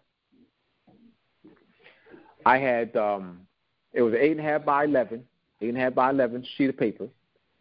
Had double-sided, and I came out of my own pocket to make copies at Office Max. At the time, it was Office Max. Made copies out of my own pocket. I didn't have a PO box on the back. I just made copies, and I didn't have a phone number or a PO box. So at that time, I was supervisor of foster care parents here in Philadelphia. So one of my foster care parents said to me, Abdullah, how are people going to contact you? So I said to her, she said, you need to have a P.O. box or something. So I ended up getting a P.O. box. When I got the P.O. box, I got over 200 letters. I received over 200 letters from brothers in prison in Western Pennsylvania, Ohio, Michigan, Ohio, Wisconsin, upper state Pennsylvania, all right? And what we did was we sent lesson books. Taj and I, we sent lesson books number 1 for the Moorish Americans, Moors Defined. We sent lesson books number 14, Moorish Civic Relations Concept. And when we put out the Al-Moroccan Star in 2001, we sent papers to and they were actually using the books. They were using the books, and these were not just conscious Moors. These were not just nationalized and conscious Moors. They were using the books and the newspaper to start classes, and were not just conscious and nationalized Moors. I want nationalized Moors to hear me. This is not for unconscious Moors. This is for nationalized Moors. I'm addressing this. I can't address this to unconscious Moors because they're unconscious. For conscious and nationalized Moors, please get out of that mentality. Please end that. Please end that today. In that narrow tunnel, I'm just going to deal with nationalized and conscious Moors, weak mentality. End that. End it. That is weak. Millions of our people are still unconscious. If we maintain that weak mentality of I'm just going to deal with nationalized and conscious Moors, and I'm saying to you, I'm not exaggerating, that's a weakness in this Moorish movement. Well, I agree. We definitely need to get out here and reach our people, our family members and friends. We're not trying to leave anybody behind or act like, we're doing better than them. That's crazy. But I would like to ask you if you have any advice for Moors who are in the temple. as far as how to move forward? Remove that blinded, and remove the mentality of I'm just going to deal with Moors in the temple and Moors who are conscious. That's the weakness. And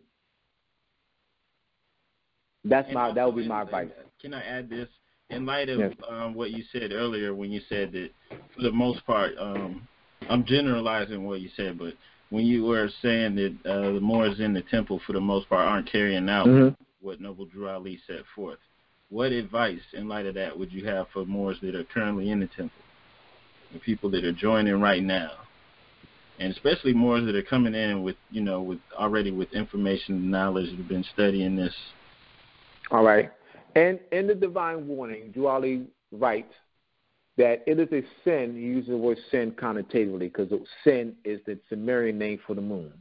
I'm only quoting, but the word sin is the Sumerian name for the moon.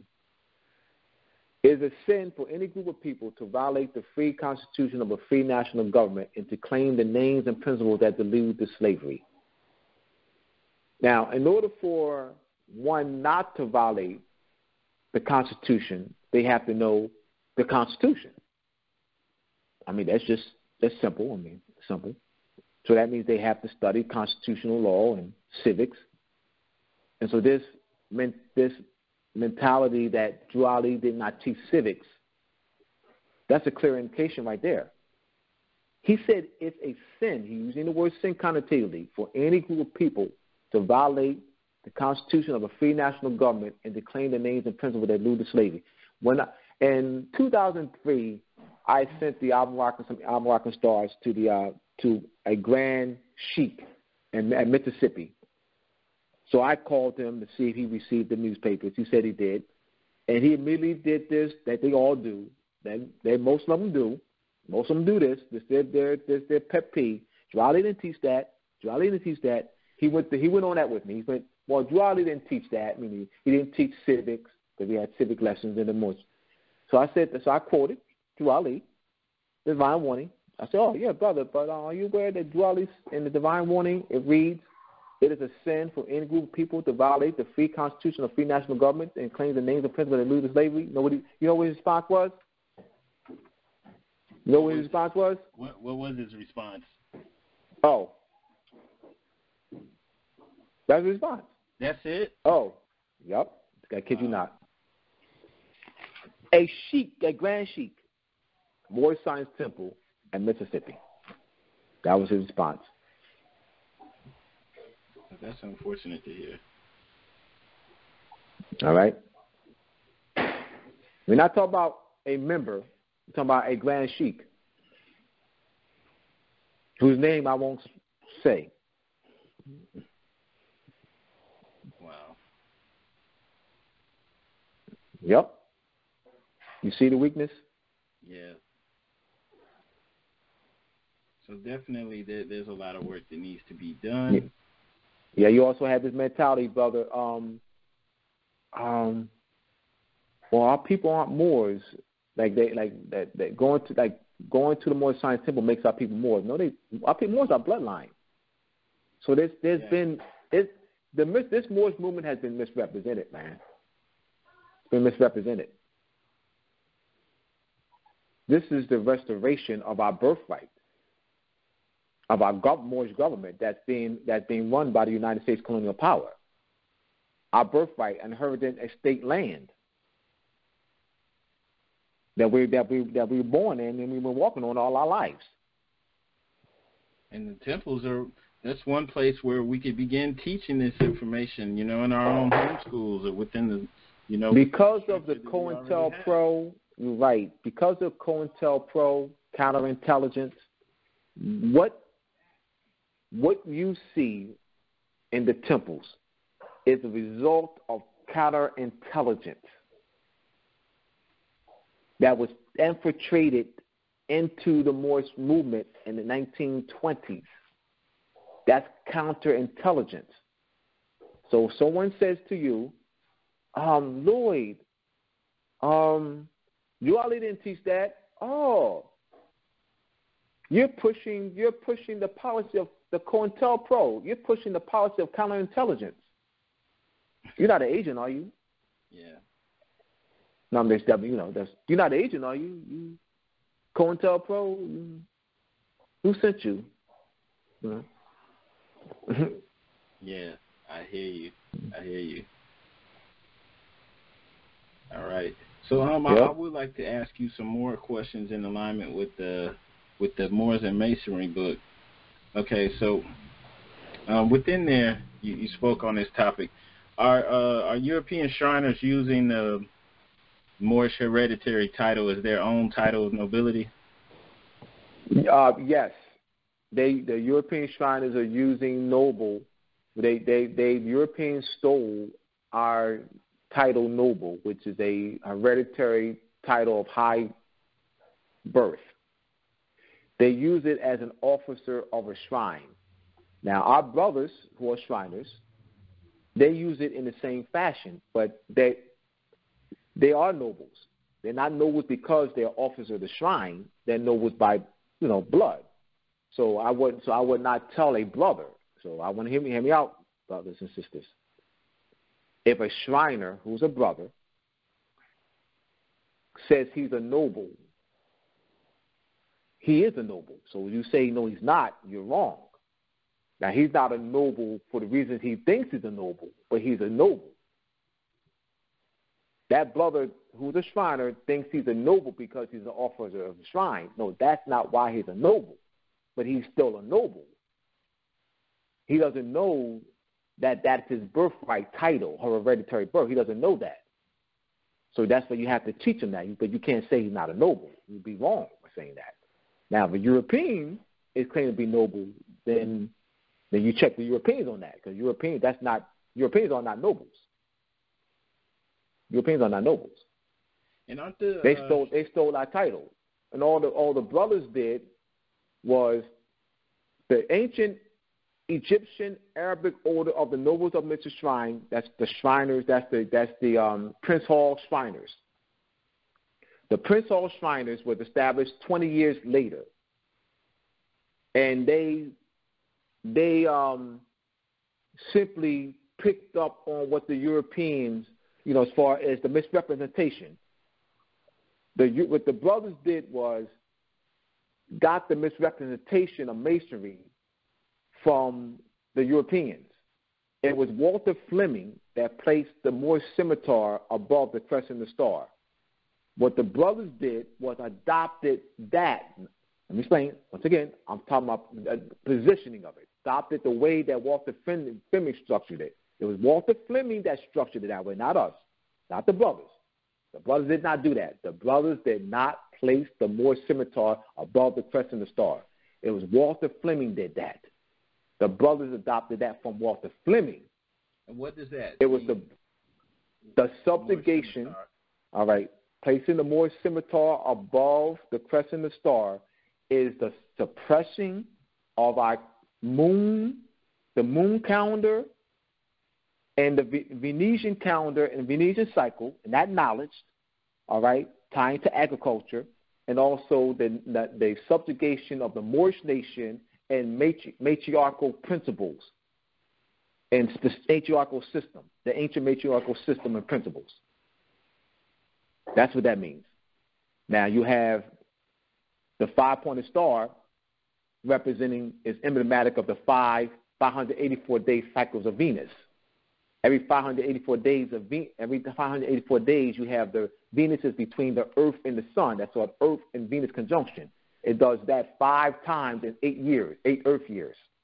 That's what that 5-pointed star. The crescent is representing the crescent moon tying to the lunar calendar. Were the brothers consciously leaving that off of the? No, they wear that, brother. They got that from the Europeans. Wow. They got that from the Europeans. They didn't. The others didn't do that. So we don't want to charge the brothers for Walter Fleming did that. Charge Walter Fleming. The brothers are perpetuating the ignorance. The brothers are it. The brothers. It was the Europeans that presented Masonry as symbols. The Europeans did that. We didn't present Masonry. Masonry's not that. Measure is not that you put on a car, and these are measurement tools. These have functions. This has functions in timekeeping and measurement. This has functions in calendar making, navigating ships, map making, in building, making, designing buildings, and surveying, and aligning buildings according to the alignment of stars. But it was the Europeans that are presenting it as, signs and symbols. Signs and symbols? Huh? Signs and symbols, what's that? These have functions. Yeah. And so the brothers they got that from the Europeans. So is the subjugation of that, even that knowledge, like, for example, in the book, you talk about the compass and the square, like with the G in the center. As example, symbolizing that architectural design of the universe and measurements for the earth. So the subjugation of that knowledge because I know that for the most part the lodges are segregated. Is that occurring for us on our side, or are they also keeping that, from their own, from the other? Well, they keep it somewhat from its own as well, but keep in mind they're empowered. That even though you may have but even though you may have a European, like we have a European who's homeless. Like I say, you have a European who's homeless. The European can clean himself up the next day. The European male. Yes. A European male who's homeless can go clean himself up the next day, and go probably get a job. Yeah. I'm just saying, That's true. I'm just saying. I mean, that's not something that's far-fetched. I mean, come on. Yeah. Yes. So what I'm saying is that they are in a position of power, where our ignorance disempowers us. Our knowledge, the knowledge of our history, our culture, and our national birthright will empower us, because it will create political unity and increase the national sovereignty among us. Our disunity, you have, for example, you have these various Moorish different national body politics. They don't work together. That weakens. That's weak. Yes. That's a problem that we have to address.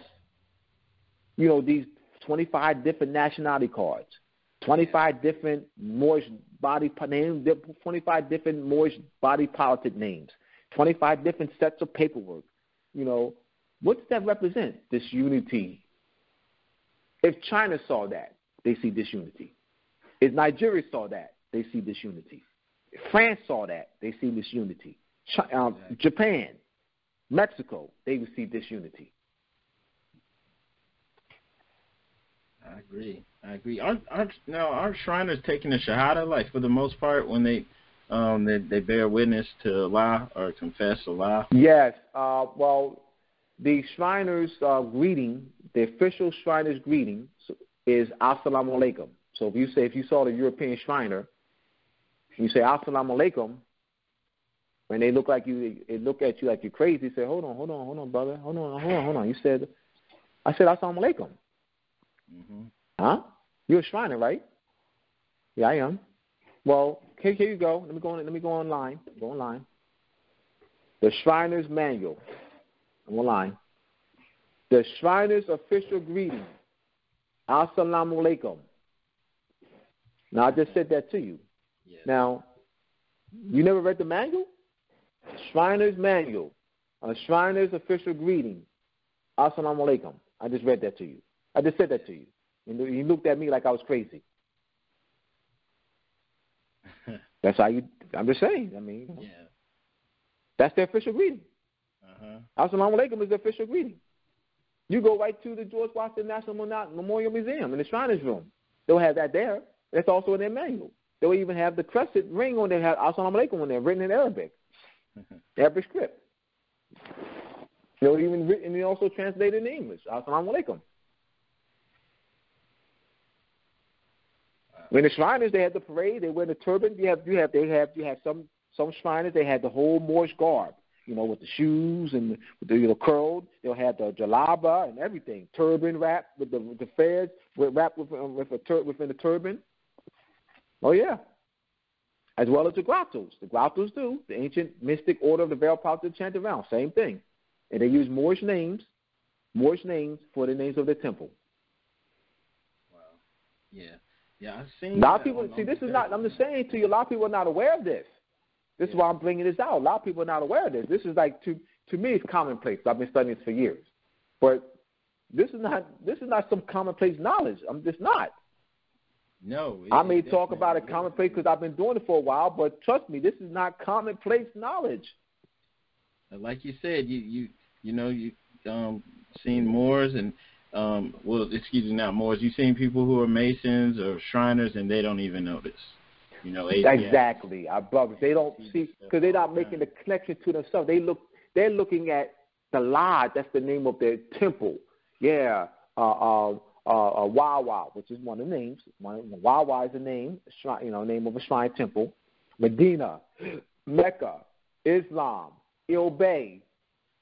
These are names of shrine temples, European shrine temples. All right. And what? So I would ask the European Shriner. So what does the name of what does that name Medina have to do with you? You said you belong to the Medina Shrine Temple. No problem. What does that name have to do with Europeans?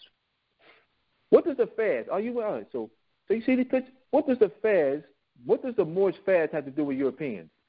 What does the turban have to do with Europeans? But they can do that. Europeans can get away with that because most of our people are unconscious. Exactly. Europeans can get away with that, bro. If we were conscious, they wouldn't even have the parade, bro. If we were conscious in mass numbers, bro, they wouldn't even. Brother, trust me on this. Yeah. Europeans wouldn't even dare have a parade wearing our Moorish fezzes. They wouldn't even dare. They only do that because most of our people are unconscious. Yes. And that's amazing because, like, even with the symbols behind the things that the little cars that they ride in, which is Corvette. Yeah. A Corvette. They use Corvette. They don't use it. Why they use Corvette? They use the miniature car Corvette, and they use the actual car Corvette. Why Corvette? Corvette means little ship.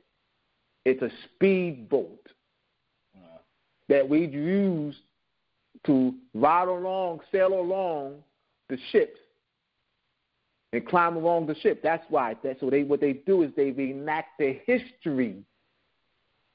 And I said, I learned this, why they use clowns. Why they use the clowns.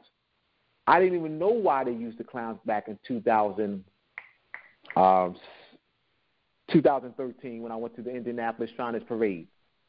And it wasn't until one of the grand governors, we were walking back, he said, are you aware that the clowns were not just used as a bunch of funny men? Clowns were used, if they were just before war, they would come and entertain, or also clowns. And I further found out, I came across a book called, which I referenced in Moors and Masonry, Clowns Are Everywhere by Patrice Otto.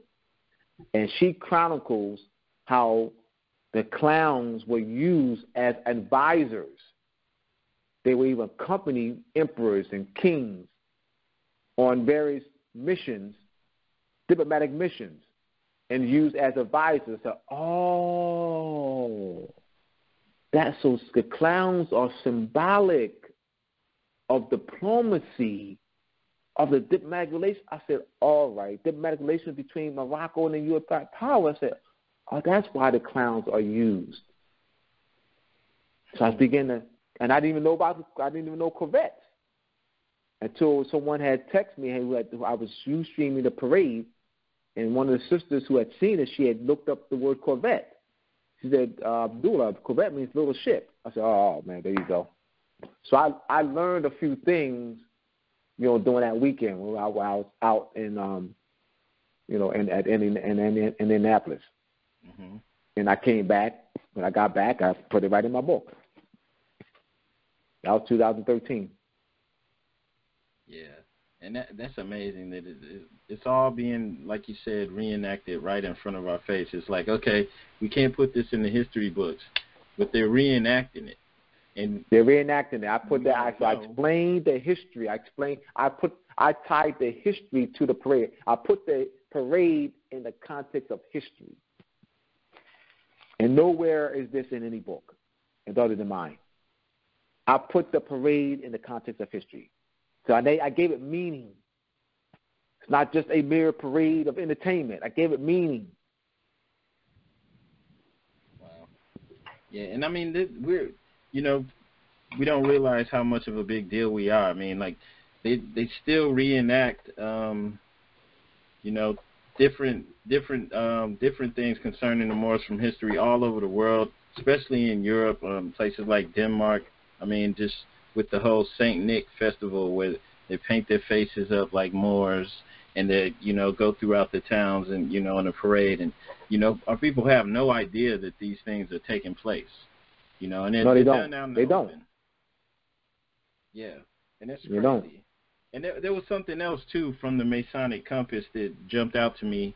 You mentioned that the Blackfoot tribe called the star Sirius Dogface.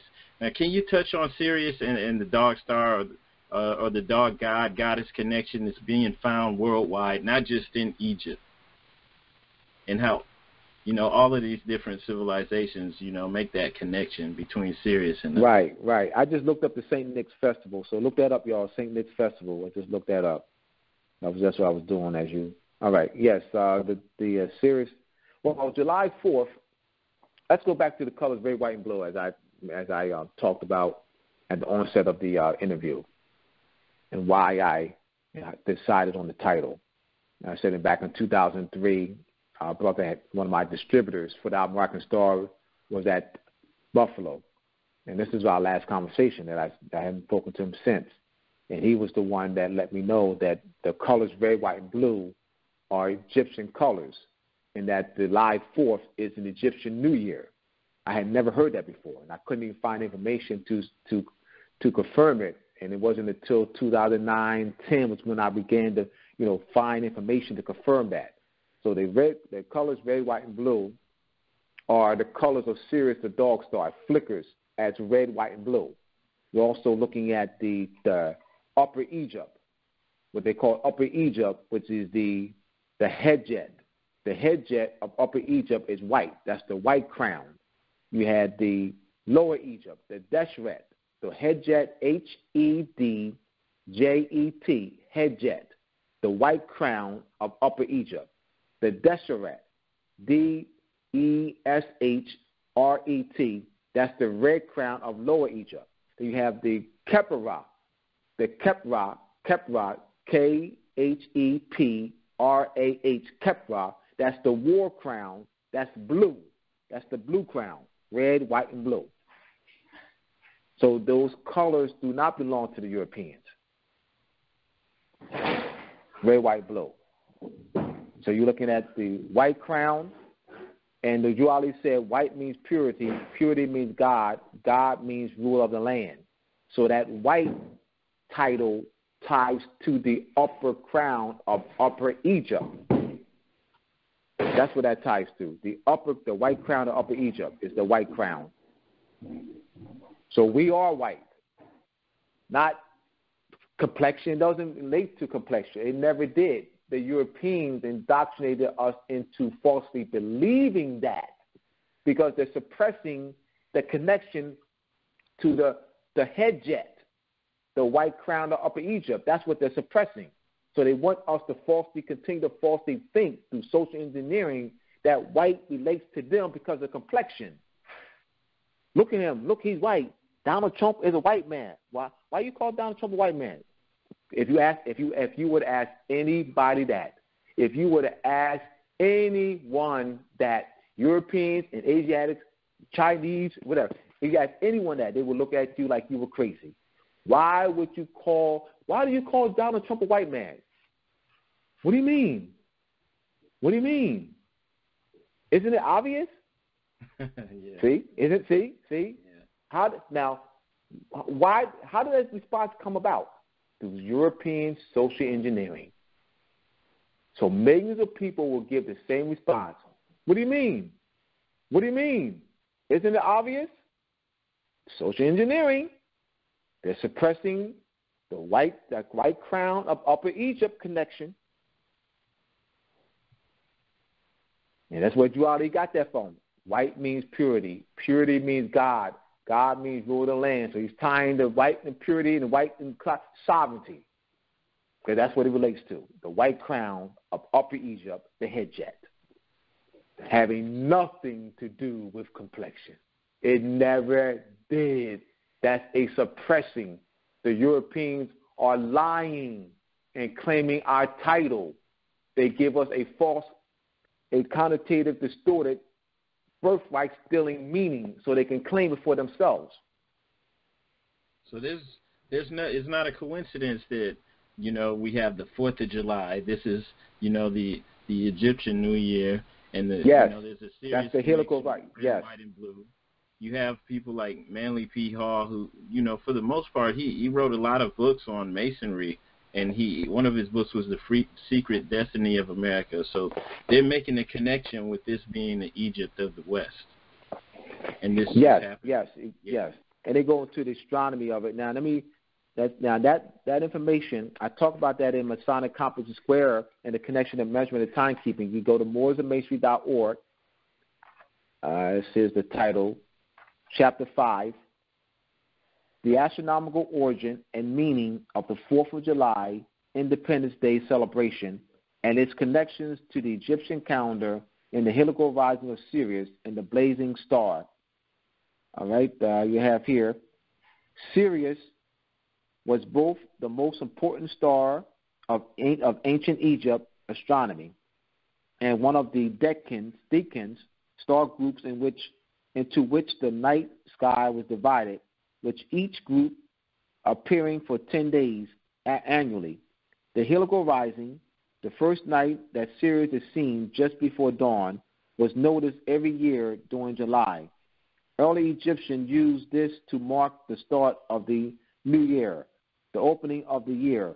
It was celebrated with a festival known as the coming of Sapdet. All right, so you have that. So then you're looking at on July 4th. What occurs is what's called the helical rising of Sirius, where the sun and Sirius are in 0 degrees of separation. That's called a conjunction. That brings about the annual flooding of the Nile River. You have the cross that's on buildings that people put on cars, people put on T-shirts, people put on the Bible. That's a towel. That towel is placed within a shaft along the Nile River, and the towel is a niometer or measurement device that measures the flooding of the Nile River. There are notches where, based on looking at the water lines, that when it floods, well, if it's at a certain point level, it's drought. If it's a certain level above the drought, it'd be flooding. All right, so this was meticulous record keeping was kept to predict the annual flooding of the Nile River. So you say, well, 10 years ago there was a drought. 20 years ago, maybe 100 years ago was this. So you would have your record keeping. Looking at the niometer and the notches, and you keep your records. You have your booklet. You keep. That's what that's for. It's not something you put around your neck.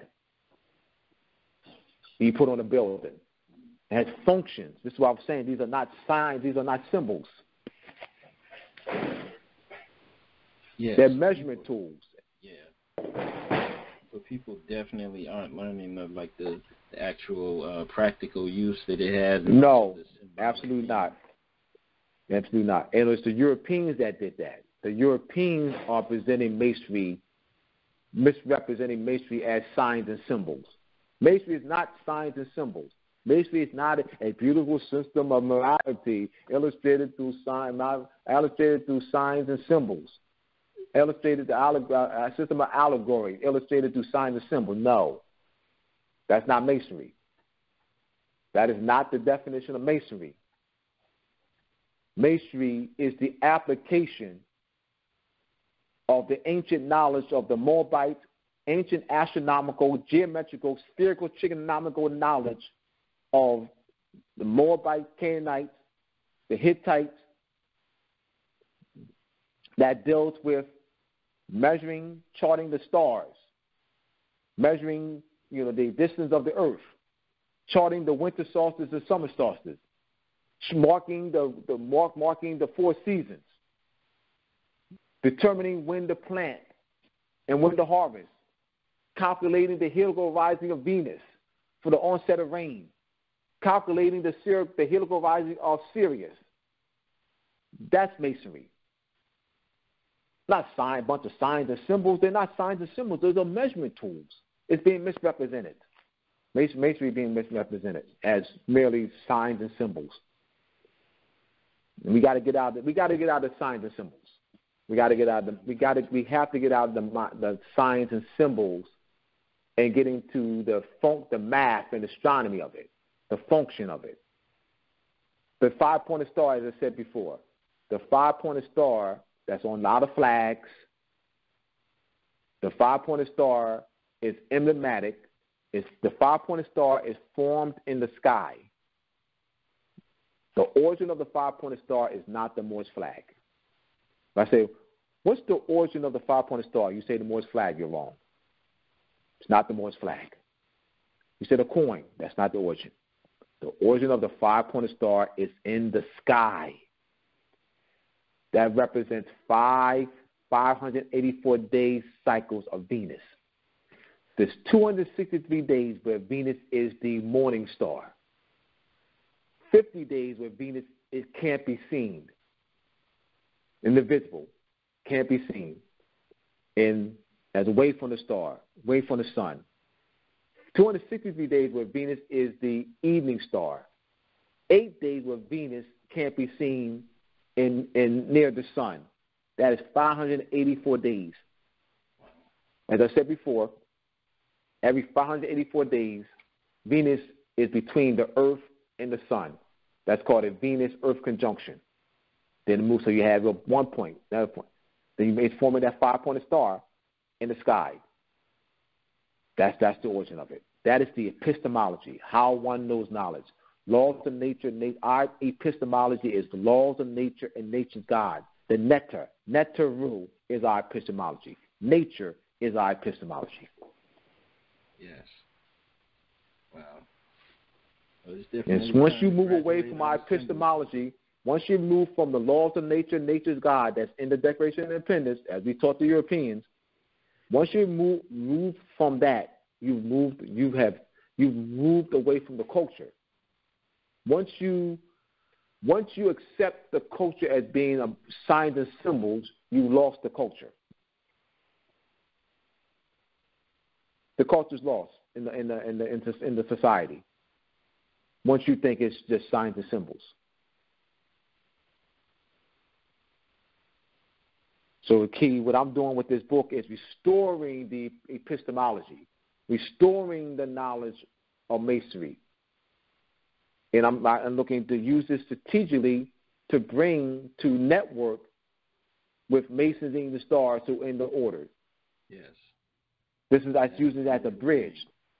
And this is what I thought I could do back in 2010 when it really dawned on me on what this really is. Because I didn't know. I knew it was something. I had an inkling that was more than what I was seeing because I didn't know what I was seeing. But I'm looking at a bunch of symbols in my mind. But I say it's more to this. It's more to this. I know it's more to this. It's just not.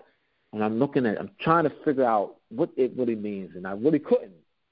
And it wasn't, like I said, until 2009 was when I gradually, began to see the daylight, began to see the astronomical function of these measurement tools. Yes. So I don't refer to them as symbols. And you see, if you look at my, I'm going to read my introduction, part of my introduction, that's in Masonic Compass and Square in the Connection of Measuring Timekeeping book.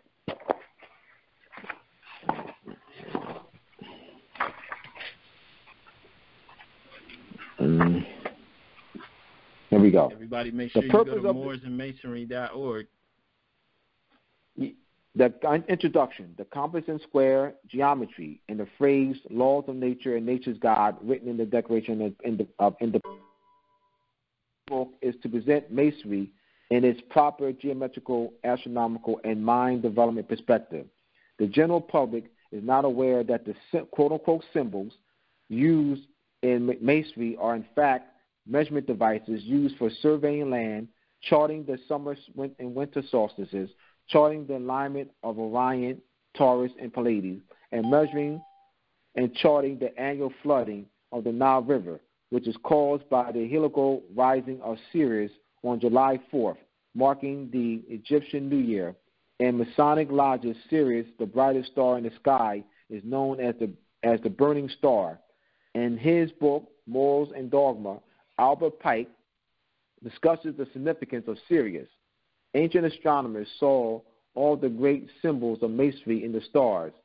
Sirius shines in our country houses like the flaming star. The reader will also learn that the most celebrated ceremony in masonry, St. John's Day, on June 24th, is tied to the summer solstice on June 21st.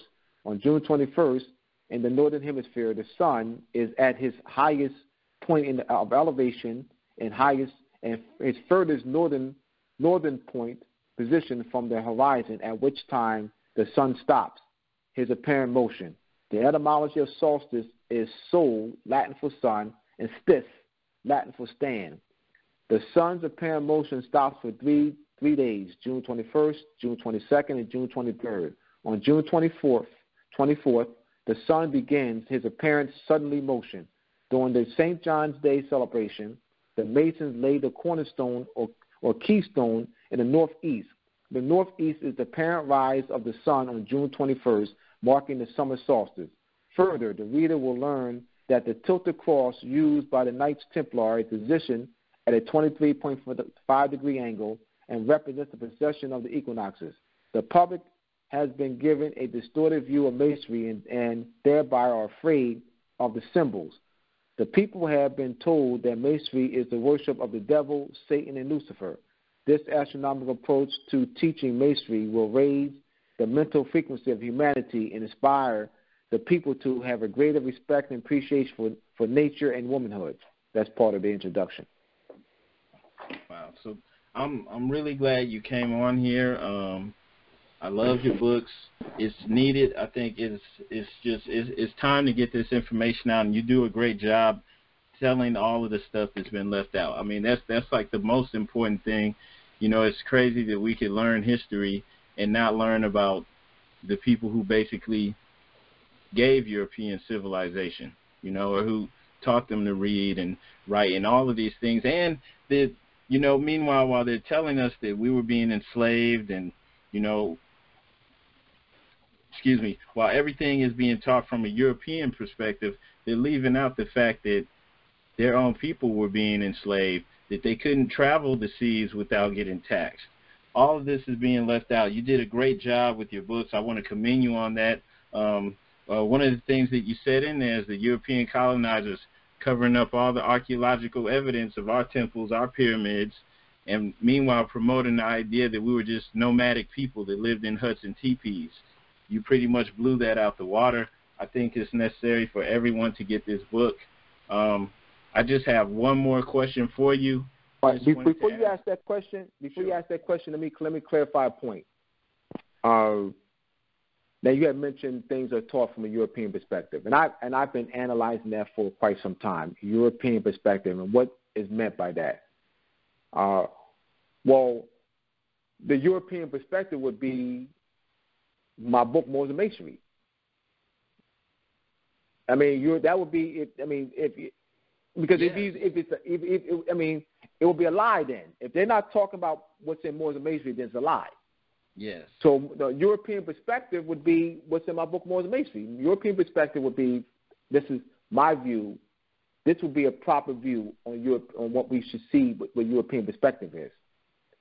Yes, Europeans were taught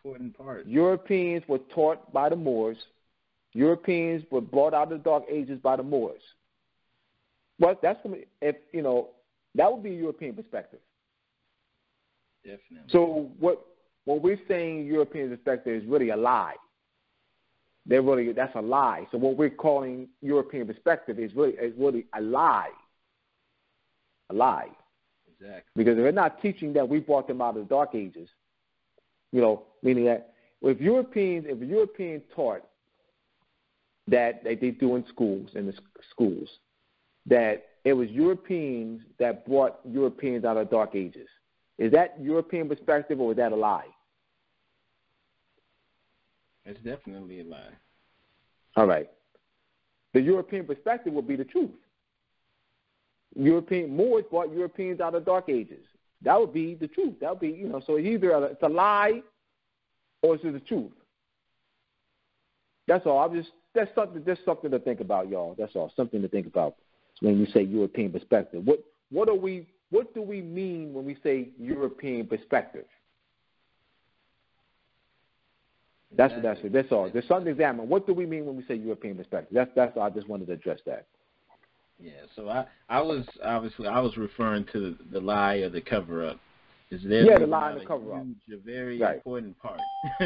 Yes. So the lie and the cover up. The lie and the cover up is the European perspective. The lie and the cover up is the European perspective. As people say, the European perspective. Yes.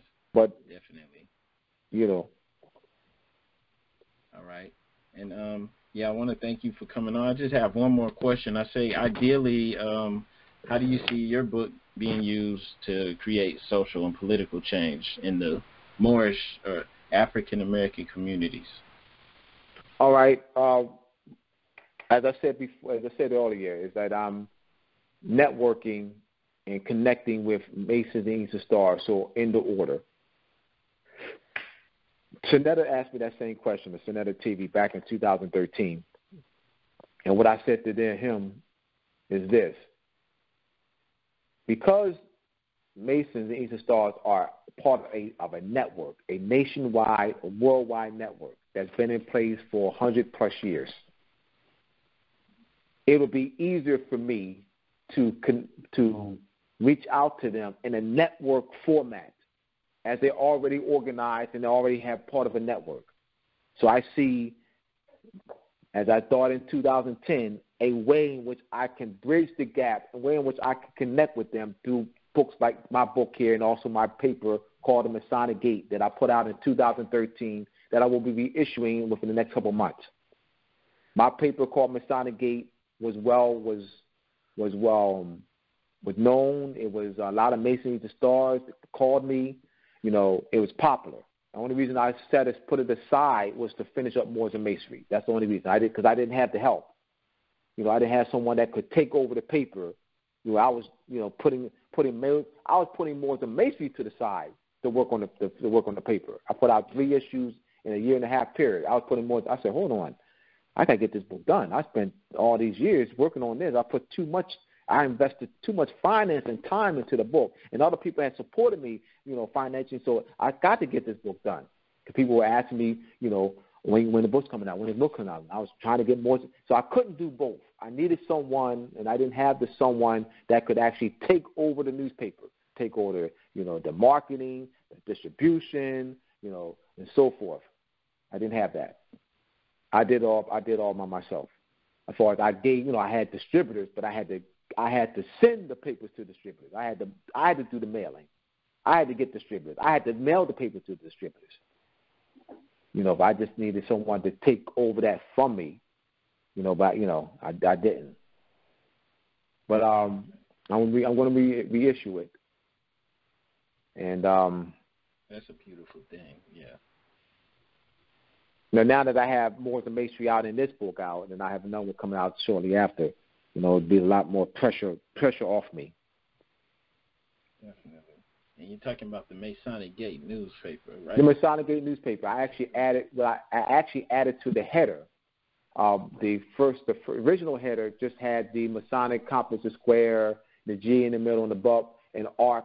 Above it had astronomy in the arc, and below it had geometry in the arc. Now I still have that, and what I added was the Moors Fez, the Moors flag, and the Great Seal. Is added to added within the header. Okay. Yeah. All right. Great. So, all right. Once again, I'd just like to thank you for coming on the show, sharing your wisdom with us. We really appreciate it. Please let everybody know your website where they can get your books from, and hopefully we can have you on again sometime in the future. This has been great. This has been powerful. All right, yes, they can go to mooresandmasonry.org. That's MOORS, the word and, masonry, MASONRY.org, mooresandmasonry.org. Okay, thank you. And I mean, everyone listening, you heard what the brother shared. He shared a lot of information, and that's just the tip of the iceberg. You can't just do YouTube scholarship, or you can't just listen and gain it all. Definitely check out his books. I mean, he's got all his sources in there. So everything that he's been reading and doing research from is in the books. Okay, so definitely check those out. And like I said before, hopefully we can have you on again, Abdullah. Really appreciate it. And thank you for taking Absolutely. All right. Thank you, brother. Okay, and on that note, we're going to go ahead and end this. Everybody like this. Make sure that you share this with your friends and family. And thanks again. And if you haven't already, subscribe to the Moors in America YouTube page. Thanks. All right. Peace. All right. Peace.